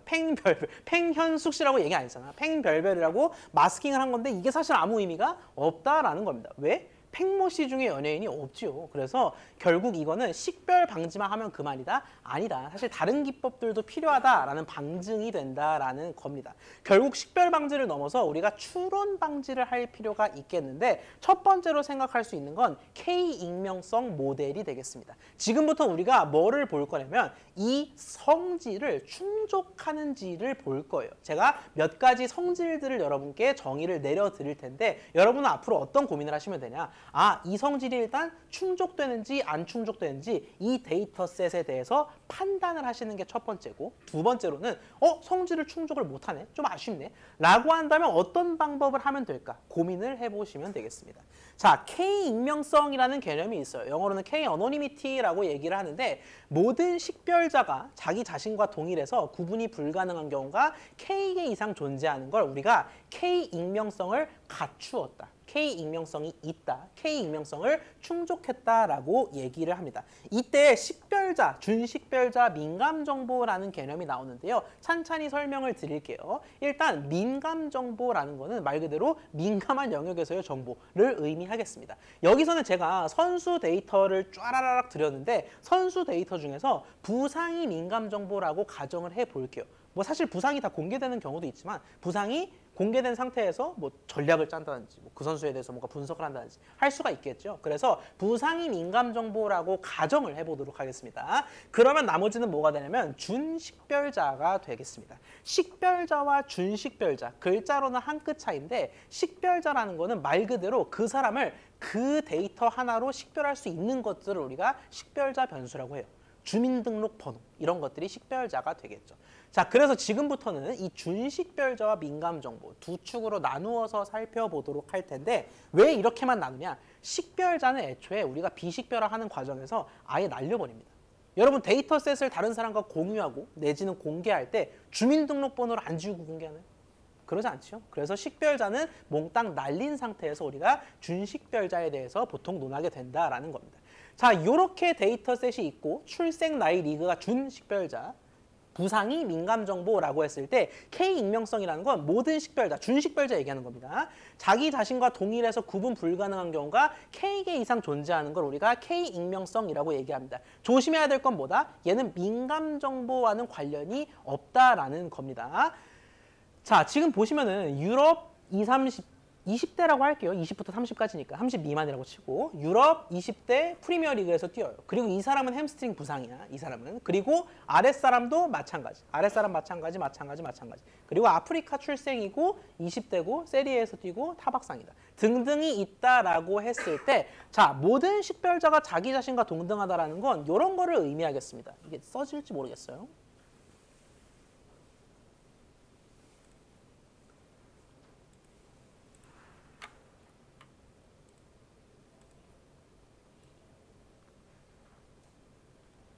자, 제가 지금 동그라미 친 요거, 특히 그 중에서도 우리가 민감 정보를 빼고 보자고 했죠. 유럽 20대 PL. 자, 이게 나라고 쳐볼게요. 자, 그러면 나랑 똑같은 준식별자 세트를 공유하는 사람은 몇 명?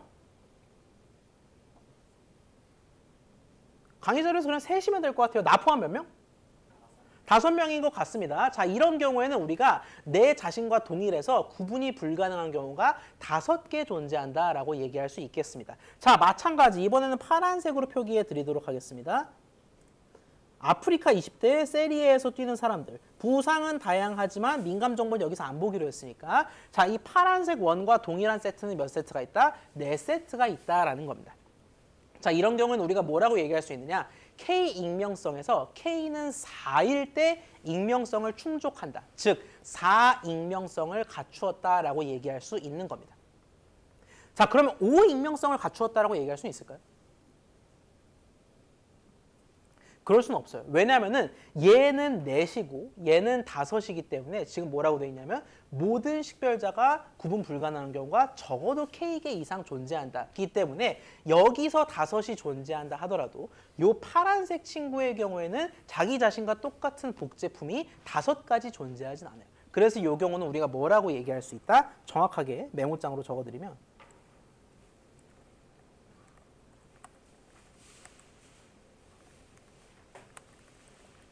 이라고 할 수 있겠고요. K는 3일 때 K 익명성을 충족한다고 할 수도 있겠고 K는 4일 때 익명성을 충족한다고 할 수도 있겠고 다만 K는 5일 때부터는 5익명성을 충족한다는 거짓말이 되겠습니다. 6도 거짓말, 7도 거짓말, 점점점이 되겠죠. 2익명 오케이, 3익명 오케이, 4익명 오케이, 5부터는 아니 되겠다. 우린 이거를 K 값 익명성, K 어노니미티라고 얘기하겠습니다. 그러면 슬슬 궁금해지죠. 이게 분명 K가 올라갈수록 뭔가 좀 단단한 데이터셋, 잘 식별이 안 되는 데이터셋일 것 같기는 해요. 근데 이게 정확한 기준이 있느냐? 여러 곳에 따라 달라요. 어느 기관이 어떤 곳에서 데이터를 공개하냐, 관리하냐에 따라 다르지만 미국 교육부 사례를 들어드리자면은 안전도를 보장하는 최소한의 K는 보통 3이라고 정의를 합니다. 그리고 5 이상 10 이하인 K에서 높은 안전도를 가진다라고 얘기를 해요. 지금 어떤 상황? K가 4인 상황이니까 최소한의 안전보장 정도로 얘기할 수가 있겠죠. 사실 방금 전에 영상을 보여드린 이유가 여기 있습니다. 팽모씨라고 하면은 팽모씨는 준식별자를 성씨라고 했을 때 성씨만으로 본인의 복제품, 즉 본인과 똑같은 식별자를 가진 연예인이 없잖아요. 그러니까 그냥 열애서를 공개해버리는 거나 다름이 없지. 그런 경우에는 오직 1익명성만 충족하니까 안전이 보장이 안 된 상황이다. 곤혹에 빠진 상황이다 라고 얘기할 수가 있겠습니다. 여기까지 질문 있을까요?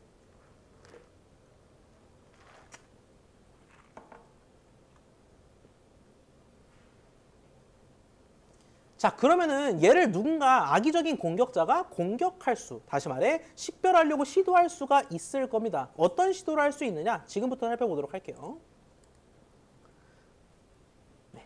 두 가지 차원에서, 뭐 여러 가지가 있겠지만 두 가지 차원에서 대표적으로 공격을 할 수가 있겠는데, 자, 미지의 부상 선수, 그러니까 요 중에 있어요. 어차피 전 세계의 부상 선수가 요 안에 있다라고 쳐볼게요. 전 세계의 부상 선수가 요 안에 있다라고 했을 때 미지의 부상 선수 X, 이 X의 정체를 알고 싶어요. 자, 그런데 X가 만약에 프리미어리그 PL 소속이라고 생각을 해보겠습니다. 자, 근데 내가 PL 선수가 옌지는 몰라.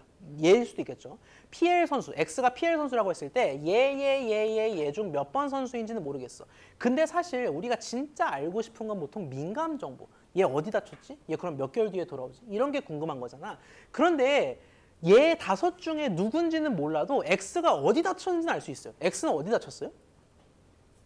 햄스트링 다쳤죠? 왜냐하면 지금 전 세계 부상 선수 여기 다 모여있다라는 건데 5이 PL 5이 전부 햄스트링 부상이라는 겁니다. 이런 거를 우리가 동질성 공격에 당했다라고 이야기를 합니다. 데이터가 애초에 같은 식별자 세트에 대해서 동질적인 민감 정보를 갖고 있기 때문에 이런 경우에는 동질성 공격에 의해서 민감 정보가 밝혀졌다라고 얘기할 수 있다라는 거고요. 이번에는 PL 말고 세리에에 대해서도 공격이 가능할까라고 생각을 해볼게요. 미지의 부상 선수 Y, 다른 사람이 세리에 소속이라고 했을 때, 자, Y에 대한 배경 지식, 백그라운드 날리지를 내가 가지고 있다라고 생각을 해보겠습니다. 어떠한 백그라운드를 가지고 있냐? Y의 무릎이 지극히 정상이에요. 요게 조각 배경 지식이라고 가정을 해보겠습니다.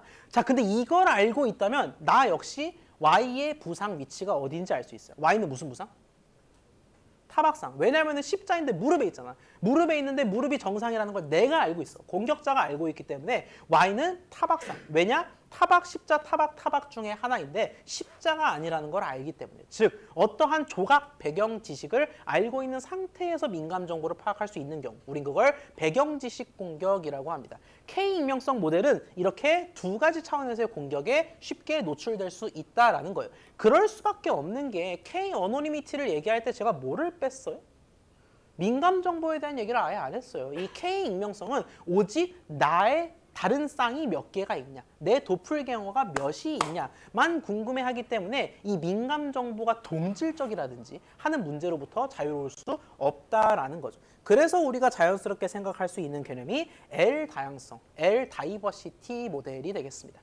L 다양성까지 우리가 논의할 수 있는데 참고로 말씀드리자면 우리가 통상적으로 비식별화를 한다라고 했을 때 실무에서는 K를 제일 중시합니다. 얘가 가장 기초긴 해요. 얘를 많이 포커스로 보지만 필요에 따라 뭐 L 다양성이라든지 또는 나아가서 T 근접성 등등의 개념을 쓰긴 하는데 L 다양성은 뭐냐? 식별자가 동일해서 구분이 불가능한 데이터들. 이거 우리가 뭐라고도 대체해서 얘기할 수 있을까요? 방금 봤던 개념 중에서 동질집합으로 볼 수 있겠죠. 동질집합 내에서는 적어도 L입니다. L, I가 아니에요. L개의 서로 다른 민감 정보를 가져야 한다라는 겁니다. 예를 들어 볼까요? 제가 색깔을 살짝 바꿔드린 이유가 데이터셋을 살짝 바꿔드렸어요. 설명을 위해서 데이터셋을 조금 바꿔드렸습니다. 5대 4인 건 똑같은데 부상이 좀 달라요.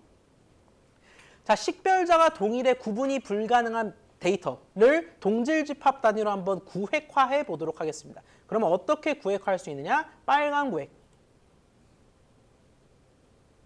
있겠고요. 반면 안 보이네요. 얘를 아예 올려서 한번 써보도록 하겠습니다.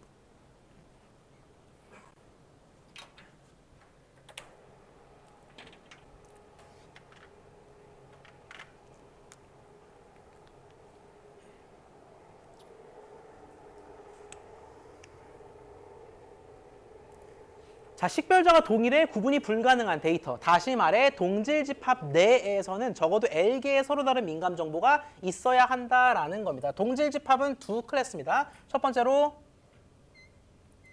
요게 한 동질집합 A라고 할게요. 편의상. 두 번째로 B 동질집합. 요 두 가지를 얘기할 수가 있겠습니다. 자, 여기서는 적어도 L개의 서로 다른 민감 정보를 가져야 한다라는 게 L 다이버시티의 원리다라는 겁니다. A에는 5명이 있죠. 이 5명에는 몇 가지의 서로 다른 민감 정보가 있습니까? 3가지인가요? 햄스트링, 다리골절, 십자인대 정도 같아요. 즉 3가지가 있다. 여기 쓸게요. 자, B집합의 경우에는 밑에 공교롭게도 이렇게 되어 있는데 타박상이라고 지우개에 써 있습니다. 예. B에는 몇 가지 서로 다양한 민감 정보가 있죠? 2가지인 것만 같습니다. 자, 그러면 우리가 뭐라고 얘기할 수 있느냐? 방금 K 봤던 거랑 좀 유사해요. A집합만 봤을 때는 3다양성을 충족한 겁니다. B집합만 봤을 때는 2다양성을 충족해요. 전체 데이터로 봤을 때는 뭐라고 얘기할 수 있다? 2다양성을 가졌다라고 얘기할 수 있다라는 겁니다. 다만 3다양성을 가졌다라고 얘기할 수는 없다. 왜? B집합에는 3가지 다양한 세트는 없으니까 라고 이야기할 수 있는 겁니다. 요거까지 얘기하면 적어도 앞서 봤던 것들 중에서 어떤 공격에는 방어가 성공적으로 될 것 같아요. L 다양성을 높이기 위한 시도를 하게 된다면 무슨 공격을 막아낼 수 있다? L 다양성을 지키기 위해서 노력을 해. 내가 어떻게든 높은 L 값에 대해서 L 다양성을 만족하기 위해서 노력을 했어. 그리고 결과를 봤어. 그럼 무슨 공격으로부터는 그나마 자유롭죠? 좋습니다. 동질성 공격은 똑같으니까 문제였던 거예요. 햄이면 어차피 햄스트링이죠. 근데 이런 것들로부터는 가지수가 다양하니까 예상이 안 된다라는 겁니다. 그래서 우리가 L 다양성 공격으로 L 다양성을 충족시킴으로써 동질성 공격 정도는 막을 수 있다라는 건데 문제는 그 뒤에서부터 벌어져요. L 다양성마저도 특정한 공격들로부터는 자유로울 수가 없다라는 겁니다. 다음 슬라이드를 볼게요. 스크린이 내려오고.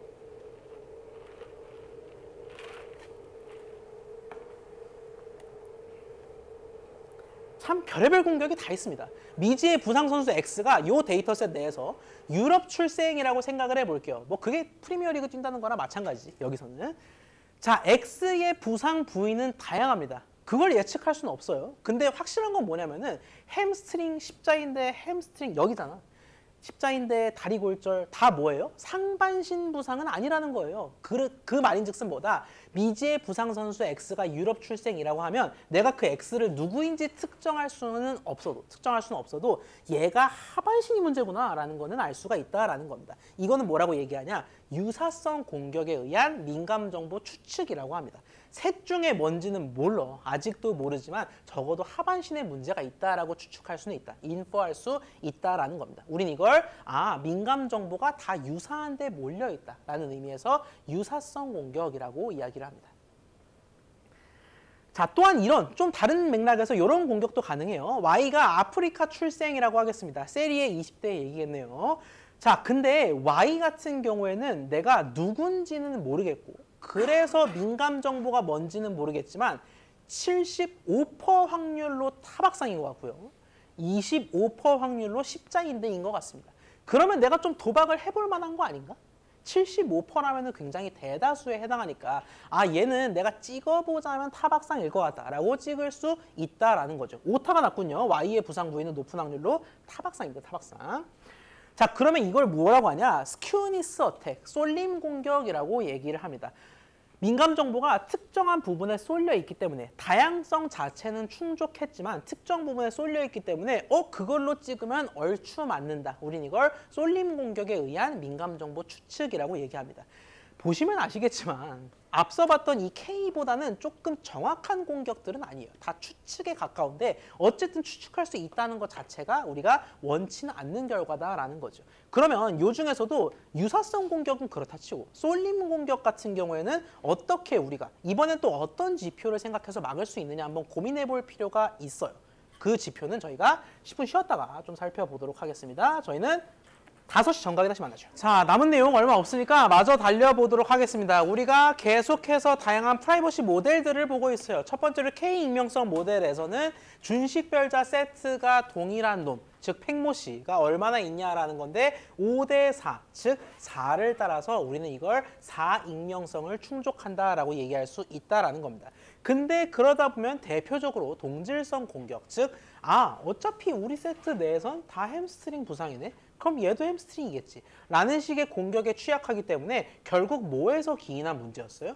한 가지밖에 민감 정보가 없으니까 민감 정보가 다양하도록 편성해야겠다. 즉 L 다양성을 충족하도록 해야겠다라는 점에서 우리가 좀 시각을 바꾸어서 살펴보았습니다. 그 결과 이 A, 첫 번째로 보이는 동질 집합에 대해서는 다양성이 3만큼 충족이 되고 두 번째 동질 집합, 아프리카 집합의 경우에는 동질성이 2만큼 충족돼서 전체로서는 2 다양성을 충족한다. 3은 안 충족한다라고 말씀을 드린 바 있었습니다. 자, 그런데 이 다양성을 충족하는 것까지는 좋아요. 앞서 본 것보다는 장족의 발전입니다.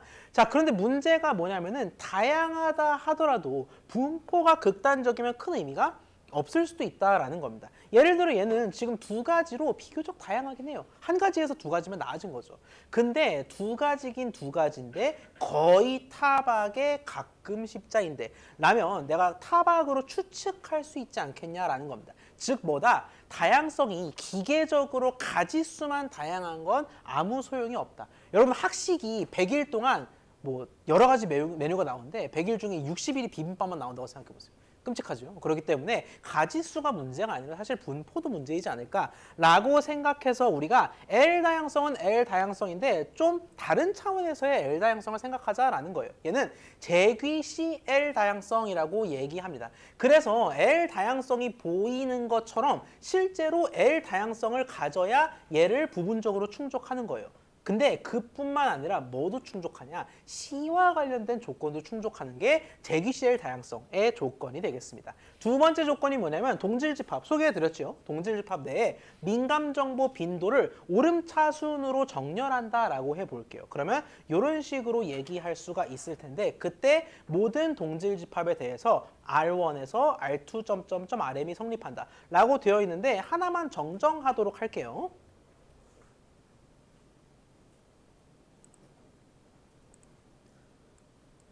요게 아니고 내림차순이 되겠습니다. 오타가 두 개가 있네요. 첫 번째로는 앞서 설명했던 그 타박상 관련 오타고 얘는 내림차순이 되겠습니다. 즉 R1이 제일 센 놈이에요. R1이 제일 큰 값입니다. R1이 제일 큰 값으로 내림차순이 되겠습니다. 오타입니다. 동질집합 내에 민감정보 빈도의 내림차순이 R1... RM일 때 모든 동질집합에 대해서 요게 성립하면 우린 그걸 재귀 CL 다양성이라고 얘기할 수 있다라는 겁니다. 자, 뭔 소리인지 한번 볼게요. 이것도 스크린 한번 올려볼까?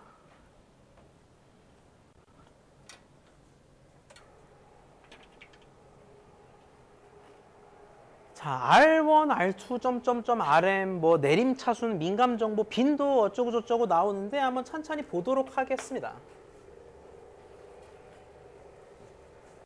자, 지금 얘를 지우려고 했네요. 얘는 기계로 쓴 건데. 네. 자, 집합은 그대로 두도록 하겠습니다. A 동질 집합, B 동질 집합 두 가지가 있다라고 했을 때 L 다양성을 가지는 건 기본이고 거기서 C 다양성도 가져야 된다. 이때 C는 뭐냐? 요 식을 만족하게끔 하는 상수 C라는 겁니다. 즉, C를 미리 정하는 거예요. 얘를 계산하고 난 뒤에 C를 알맞게 뭐 곶감 빼먹듯이 이렇게 정하는 게 아니라 C를 정한 상태에서 얘가 충족되는지 물어본다라는 겁니다. 근데 이게 무슨 의미를 가지는지 한번 계산을 하면서 생각을 해볼게요. R1, R2, 점점점, RM이라고 했는데 뭐 C를 한 1로 넣어볼까요? 1. L은 2로 넣어서 제귀 1, 2 다양성을 충족하는지 한번 평가해 보도록 하겠습니다. 자, 그러면 동질 집합 네라고 했으니까 일단 A 집합에 대해서 우리가 생각해 볼 필요가 있어 보여요. A 집합 내의 민감정보 빈도를 오름차순으로 정렬하도록 하겠습니다. 민감정보 빈도라는 건 얼마나 자주 나왔냐를 의미해요. 햄스트링 몇 번 나왔어요? A 집합 얘기하는 겁니다. 햄스트링 몇 번? 2번 좋습니다. 다리골절 몇 번? 십자인데 2번입니다. 그럼 2, 1, 2인데 얘를 내림차순으로 정렬하면 어차피 동점자는 같이 놓으면 되니까 2n, 2n, 1인 것 같아요. 내림차순입니다. 내림차순. 2, 2, 1이니까 뭐를 R1으로 두든 R1은 2일 거고 나머지가 R2 기타 등등등이 되겠습니다. 이 식은 무엇을 의미하냐면요. 얘가 즉 2가 보다 작냐를 묻고 있는 겁니다. 점점점이라고 표기했지만 여기는 애초에 2개밖에 없죠. 즉 2 더하기 1이다라는 겁니다. 2 더하기 1은 3이고요. 우리는 C를 1로 두었습니다. 3은 2보다 다행히도 큽니다. 즉 제귀 CL 다양성을 A 집합에 대해서는 만족했다라는 거예요. 왜? A 집합은 어차피 이 다양성을 가진다는 거 방금 봤잖아. 그렇기 때문에 A 집합에 대해서는 제귀 CL 다양성을 가진다 라고 얘기할 수 있겠고, 만약 이 논리가 전체 9개에 대해서도 통한다면 우리가 제귀 1, 2 다양성을 충족했다라고 볼 수 있는 겁니다. 자, 그러면은 A 집합에 대해서 충족을 하니까 B 집합에 대해서도 한번 볼게요.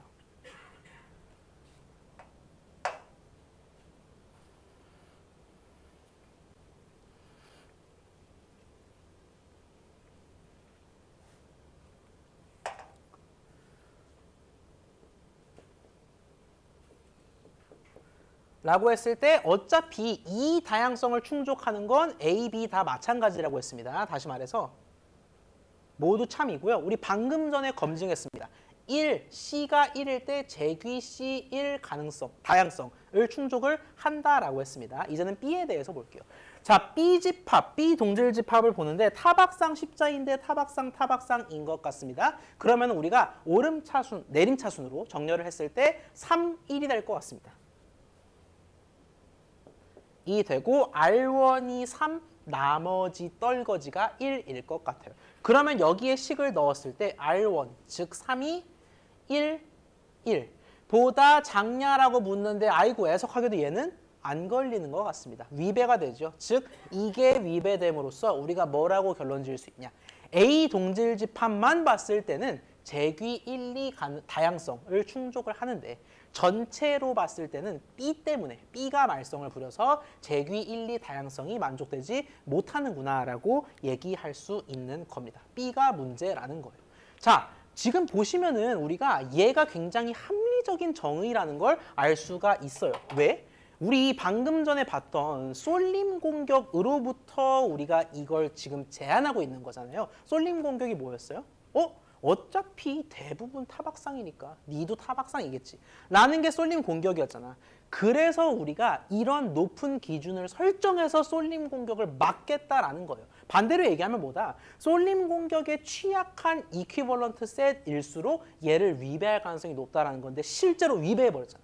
그렇기 때문에 재귀CL 다양성을 갖추냐 마냐가 바로 쏠림 공격에 굳건하냐 안 굳건하냐를 결정한다라고 보시면 되겠습니다. 여기서는 A는 충족, B는 위배, 전체 위배라고 보시면 되겠습니다. 이거 사실 식 자체를 너무 복잡하게 생각하거나 외울 필요가 없는 게 보다 보면 뭐가 생각나요? C가 그냥 1이라고 생각하고 M이 그냥 2개밖에 없다고 생각해보세요. R2, R3밖에 없다고 생각해봐. 그럼 무슨 부등식이 떠오르지? 안 떠오르실 수도 있습니다. 괜찮아요. 네, 무슨 부등식이 떠오르죠? 삼각부등식인가요? 우리 긴 변이 아무리 길어봤자 두 변 나머지의 합보다 길 수는 없다. 그게 삼각부등식이잖아요. 트라이앵글 이니퀄리티랑 비슷한 꼴이다라고요. 그거랑 사실 바라보는 바도 비슷해요. 삼각부등식도 결국 긴 변이 나머지 두 합보다 길면 애초에 삼각형 각도가 안 나온다는 거잖아. 얘도 마찬가지로 한 놈이 너무 커버리면 이게 부등호가 뒤집히는 게 위배된 거잖아. 한 놈이 너무 커버리면 얘 아니야? 라고 찍을 수 있기 때문에 쏠림 공격에 너무 취약하다. 그래서 우리가 재귀CL 다양성을 생각하지 않을 수가 없다라는 얘기를 말씀드릴 수 있을 것 같아요. 여기까지 질문 있을까요?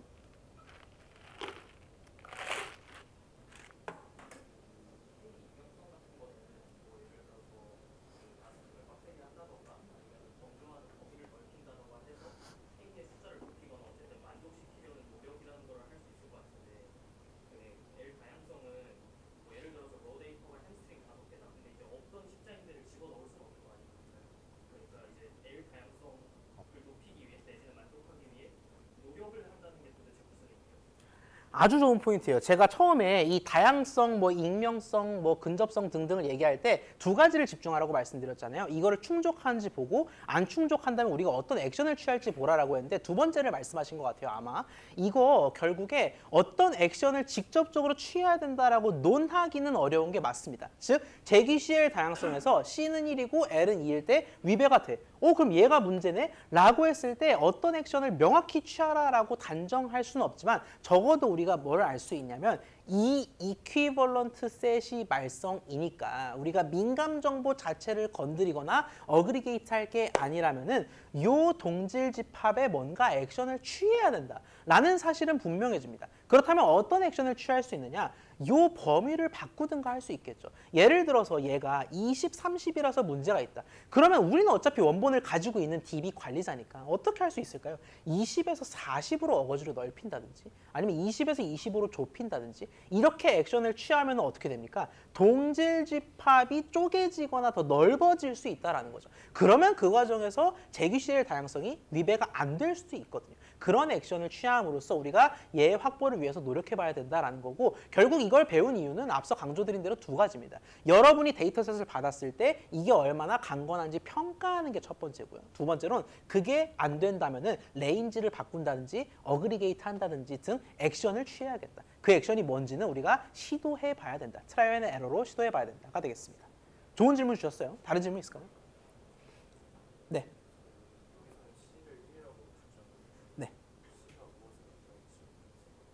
C는 그냥 상수입니다. 그러니까 말 그대로 내가 어느 정도로 세게 이 부등식에 상수를 넣어주고 싶냐.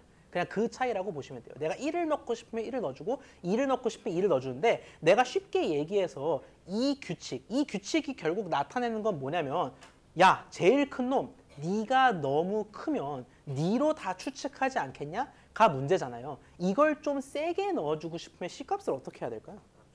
그죠? 낮게 해가지고 쉽게 얘가 넘어버리도록 만들면은 그게 세게 C를 준다라고 얘기할 수 있겠습니다. 네. 아주 좋은 질문이에요. 다른 질문 있을까요?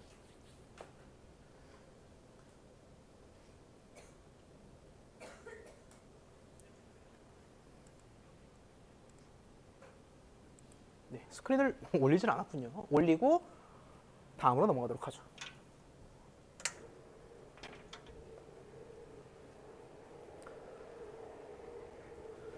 자, 사실 이거 말고도 보통 함께 비식별화에서 언급되는 게 T 근접성, T 접근성이라는 것도 있습니다. 근데 이 정도로만 살펴보더라도 우리가 정량적으로 이 데이터가 얼마나 비식별화되어 있는지, 얼마나 이 공격에 안전한지를 확인할 수 있다라는 게 되겠고요. 마지막으로는 저희가 데이터 윤리에 대해서도 간단히 다룬다라고 말씀을 드렸어요. 사실 이 데이터 윤리, 나아가서 인공지능 윤리라는 범위가 굉장히 방대합니다. 진짜 이것만으로도 거의 2주 수업을 할 수 있을 정도의 분량인데 그중에서 제가 개인적으로 좀 주목하고 싶은 또 여러분이 아셔야 할 법한 그런 신뢰 가능한 AI에 대해서 언급드리고 가볍게 언급드리고 마치도록 할게요. 사실 데이터 윤리보다는 인공지능 윤리라는 게 훨씬 더 많이 알려진 개념입니다. 이 인공지능 윤리라는 건 말 그대로 AI 전반과 관련된 에틱스, 윤리가 된다라는 건데 이 인공지능 윤리에 대한 본격적인 담론이 시작됐다시피 한, 기폭제가 되다시피 한 사건이 바로 요거예요. 미국 사법부가 과거에 유죄를 받은 적이 있는 이들의 재범 가능성을 추정하기 위해서 컴파스라는 알고리즘을 썼습니다. 근데 이 알고리즘을 이용한 결과 한 매체의 보고에 따르면 흑인 집단이 백인 집단보다 고위험 판정을 받을 가능성. 즉 이거는 결국 예측이잖아요. 내가 속단하는 거지 않습니까? 얘가 재범을 할 거다 안 할 거다. 그 속단한다고 했을 때 흑인 집단이 고위험 판정을 받을 가능성이 2배에 가깝다라는 결론에 도달했다라는 겁니다. 결과적으로 봤을 때 얘가 차별적 요소를 가지고 있다라고 얘기하지 않을 수가 없는 상황이죠. 이 사례뿐만이 아니라 AI 분석에 기반해서 재범 위험성이 높다고 판단해서 중형을 실제로 선고를 했는데 피고인이 요구를 했어요. 데이터셋을 공개하고 내가 왜 이런 판단을 받았는지 알려달라라고 요구했을 때 그 요구가 거절된 것이 논란을 촉발하기도 했습니다. 이러한 사례들이 모여서 결국 우리가 어떠한 것에 대한 얘기를 하기 시작했냐? AI 윤리에 대해서 이야기하기 시작했습니다. 데이터셋 자체가 편향돼 있지는 않을까? 아니면 필터 버블이라고도 흔히 얘기하는 알고리즘이 편향돼 있지는 않을까? 그래서 편향된 결과를 인공지능이 만들어내지 않을까에 대한 이야기를 하기 시작했다라는 거지요. 그러면 우리가 이쯤에서 살펴봐야 할 거는 개개인 사례, 개개별 사례도 좋지만 인공지능 윤리에 대한 국내외 기준을 살펴보면 좀 좋을 것 같아요. 그래도 가장 잘 정비되어 있는 그리고 우리가 오늘 좀 주목해 볼 만한 거는 EU의 사례가 되겠습니다. 유럽연합이 2019년에 신뢰할 수 있는 인공지능 윤리 가이드라인이라는 것을 공개를 했습니다. 공개를 해서 신뢰 가능한 AI의 3가지 속성 그리고 7가지 요구사항을 제안했는데 오늘은 요것들을 보고 좀 수업을 마무리해 볼까 해요. 이 밖에도 OECD도 공개한 게 있고 한국의 경우에는 우리나라의 경우에는 2020년에 사람이 중심이 되는 인공지능 윤리 기준이라는 걸 발표했는데 사실 이런 많은 가이드라인들이 의례 그렇듯이 EU나 미국에서 발표한 것들을 많이 참고해서 고안이 되었습니다. 그래서 EU에서 발표한 저 신뢰 가능한 인공지능 윤리 가이드라인에 대해서 한번 살펴보도록 할게요. 자, 유럽연합이 이런 질문을 던집니다. 신뢰할 수 있는 인공지능이 갖추어야 할 3가지 속성, 뒤에 뭐 7가지도 나오겠지만 3가지 속성이 무엇이냐라고 했을 때 이 3가지가 핵심이다라는 겁니다. 믿을 수 있는, 신뢰할 수 있는, 즉 문제가 없는 인공지능이라면은 이 3가지를 갖춰야 한다라는 건데 첫 번째는 적법성입니다. 구속력을 가지는 모든 법령과 규정을 AI가 준수해야 한다. 말 그대로 적법한 인공지능이어야 한다라는 거지요. 사실 이거는 그 법이 마련되어 있을 때 의미가 있는 기준이 되겠습니다. 법이 없다면 애초에 적법성에서 위배될 만한 소지가 없겠죠. 두 번째로 살펴볼 게 에티컬, 윤리성이 될 텐데 이거랑 무관하게 제가 방금 전에 약간 밑밥을 깔듯이 말씀을 드렸죠. 법이 없으면 의미가 없을 텐데 법이 없더라도 구속력이 없더라도 그 인공지능은 윤리적 가치에 부합해야 한다. 얘가 위배되면 신뢰할 수 없는 인공지능이다라는 겁니다. 세 번째로는 우리가 잘 쓰는 표현이죠. 로버스트, 견고함이 되겠는데 선한 목적을 가진 인공지능이라 하더라도 목적과 무관하게 비의도적인 피해를 야기해서는 안 된다가 되겠습니다. 그러면 이 관점에서 봤을 때 우리가 컴퍼스, 방금 전에 말씀드렸던 미 사법부의 알고리즘이 적어도 하나는 위배한 걸 확인할 수가 있어요. 뭐를 위배했을까요?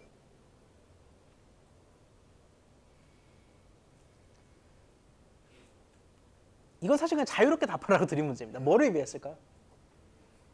윤리성일까요? 일단 적법성을 건너뛸 수밖에 없는 이유가 우리가 그 당시에 컴퍼스 알고리즘이 문제를 일으켰을, 취재가 됐을 그 당시에 구속력을 갖는 관계 법령이 있는지를 알 길이 없어요. 그렇기 때문에 설령 적법성이 충족됐다 하더라도 적어도 윤리성이 위배된 건 확인할 수가 있습니다. 윤리적 가치에 반하는 사례였지요. 그뿐만 아니라 선한 목적을 가졌다 하더라도 결국엔 재범 평가를 통해서 전반적인 범죄를 막는 게 목적이었겠죠. 목적이었음에도 불구하고 비의도적 피해를 야기했기 때문에 넓게 보자면 로버스트니스를 위배한 걸 수도 있겠습니다. 자, 그러면은 3가지 기준뿐만 아니라 7가지 사항, 신뢰할 수 있는 AI에 요구되는 7가지 사항이 뭘지 간단하게 살펴보되 제가 좀 개인적으로 여러분들께 강조드리고 싶은 거는 노란색으로 하이라이트를 쳐드렸어요. 7가지를 찬찬히 눈으로 볼 텐데 인간 행위자와 감독이라는 항목에서는 인간의 감독을 허용해야 한다라고 이야기하고 있습니다. 많이들 하는 얘기죠. 뭐 AI가 만들어졌을 때 뭐 감독 없이, 그러니까 인간의 제어 없이 그냥 돌아가게끔 할 거냐라고 했을 때 인간의 감독을 허용해야 하고 감독권이 적을수록 거버넌스, 관계 규정이나 등등은 엄격해야 한다를 제시하고 있습니다. 물론 이것도 어찌 보면 아주 정확한 칼 같은 기준은 아니에요. 이걸 어떻게 바라보냐에 따라 어떻게 해석하냐에 따라서 좀 두루뭉술하게 해석이 갈릴 수도 있겠죠. 그렇지만 이런 기준을 적어도 제시하고 있다라는 데 의미가 있는 거고, 두 번째로 기술적 견고함과 안전성, AI에 의해 의도치 않은 위해를 최소화해야 하고 악의적 행위자까지도 고려해야 한다. 공격자를 고려해야 한다라는 의미겠죠. 세 번째, 네 번째를 좀 강조하고 싶은데 세 번째는요. 학습하기에 적합한 충분한 품질의 데이터셋과 그 무결성을 확보해야 한다라고 나와 있습니다. 말 그대로 얘가 충족되지 않는 경우, 다시 말해 편향된 데이터셋이나 충분하지 못한 품질의 저품질의 데이터셋으로 학습하는 경우에는 갈비진, 갈비적, 즉 나쁜 결과를 얻을 수밖에 없다. 편향된 결과를 얻을 수밖에 없다라는 거죠. 그래서 충분히 양질의 데이터셋을 확보해야 된다라는 거는 사실 우리가 이 수업을 통해서도 배우기도 하지만 우리가 평소에 좀 고민해봐야 할 내용이기도 해서 우리가 데이터 과학을 하는 사람으로서 고민해봐야 할 내용이기 때문에 요거는 좀 하이라이트를 쳐드렸고요. 투명성도 우리가 언급하지 않을 수가 없을 것 같아요. 데이터셋 의사결정 프로세스는 추적 가능해야 하며 설명 가능해야 한다라고 나타나 있습니다. 그 다음에 다양성과 차별금지 및 공정성이라고 나와 있는데 가능하다면 데이터 수집 단계에서 차별적 편향을 선제적으로 제거해야 한다라고 나와 있어요. 결과적으로 클래스가 편향이 일어나는 건 어찌할 수 없을지 모르겠습니다. 실제로 많이들 그렇잖아요. 그런데 데이터 수집 단계에서 애초에 편향적으로 수집되는 그러한 소지가 있다면 그걸 선제적으로 제거해야 된다라는 걸 강조하고 있다. 우리가 데이터 과학을 할 때도 염두에 두어야 할 기준이 아닐까 싶고요. 뒤에 두 가지도 마찬가지로 언급이 되는데 우리랑은 아주 큰 관련은 없어 보입니다. 결국 앞서 세 가지 속성, 적법성, 윤리성, 경고성을 갖춘 게 신뢰할 수 있는 인공지능이고 보다 스페시픽하게 가자면 이런 기준들을 바탕으로 우리가 신뢰할 수 있는지 없는지 그 인공지능이 신뢰할 수 있는지 평가할 수 있다라는 겁니다. 요거를 제가 이렇게 시간을 들여서 말씀드리는 거는 시험을 위해서 달달달달달 한자 한자 토시 틀리지 않고 외워라가 아니에요. 이렇게 봤을 때 여러분이 끄덕끄덕 하는 부분이 있을 수도 있고 이 기준은 나는 좀 동의할 수 없는데 싶은 부분이 있을지도 모르겠어요. 그래서 그런 것들을 종합적으로 봤을 때 한국이라면 또 내가 바라보는 데이터의 관점이라면 이런 기준이 더 낫지 않을까? 이 기준을 좀 바꾸면 좋지 않을까? 이런 좀 고민을 해보라 라는 차원에서 이 신뢰 가능한 인공지능에 대한 얘기를 마지막으로 드렸다라는 말씀을 드리겠습니다. 여기까지 질문 있나요?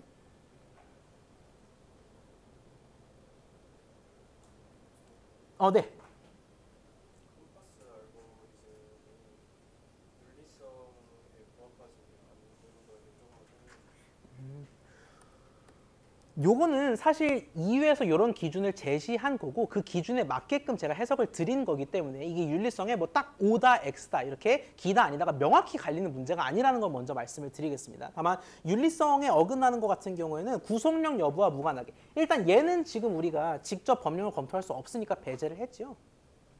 구속력 여부와 무관하게, 즉 적법성과 무관하게 AI가 윤리적 가치에 부합해야 한다라고 얘기했는데 지금 이 친구 같은 경우에는 우리가 주어진 정보만 바탕으로 판단을 하자면은 그 사람이 실제로 재범을 할 우려라든지 아니면 그런 관련된 직접적인 팩터 없이 그냥 이 집단 자체가 2배 이상의 이런 확률을 가졌다라는 거잖아요. 다른 변수와 무관하게. 그래서 여기 제시된 정보가 전부라면은 특정한 인종 등에 의해서 차별을 받는다라는 것이기 때문에 그런 면에서는 윤리적으로 문제가 있을 수 있다라고 해석할 수 있는 겁니다. 좀 넓은 의미에서 해석했다라고 보시면 좋을 것 같아요. 다른 질문 있을까요? 자, 여기까지가 우리가 다루는 전반부의 내용이 되겠습니다. 윤리도 다루었고, 뭐 지오 판다스도 다루었고, 데이터 분석도 다루었고, 다양한 내용들을 살펴보았는데 다음 주는 중요한 내용 말씀드리겠습니다. 예고해 드린 대로 챌린지 위크 첫 번째 시간이 되겠습니다. 그래서 이 시간은 여러분이 챌린지 수행을 위해서 어떤 대회를 나갈지, 누구랑 같이, 옆 사람 등등 누구랑 같이 팀을 이룰지, 그리고 이미 팀을 이뤘다면은 데이터 수집을 어디까지 할지 그런 거를 고민하기 위한 시간으로 일부러 빼드린 겁니다. 저희가 다룰 내용이 굉장히 많음에도 일부러 빼드린 거기 때문에 다음 주 3시부터 6시까지는 제가 있을 겁니다. 대면과 비대면 모든 방식으로 다 오실 수 있도록 제가 여기에도 있을 거고 줌도 동시에 틀어 놓을 겁니다. 물론 제가 2명은 아니기 때문에 동시에 해결할 수는 없겠지만 대면, 비대면 모든 방식으로 저의 도움을 받으실 수가 있는데 챌린지 관련 도움을 받는 게 의도긴 합니다만 그냥 내용에 대해서 질문하러 오셔도 괜찮습니다. 중간고사 준비하다가 이 부분 궁금해요 라고 오셔도 괜찮으니까 편한 방식으로 오시면 되겠고 자세한 사항은 제가 공지를 드리겠습니다. 중간고사 준비 잘 하시고요. 저희는 중간 때 다시 만나도록 하죠. 고생하셨습니다.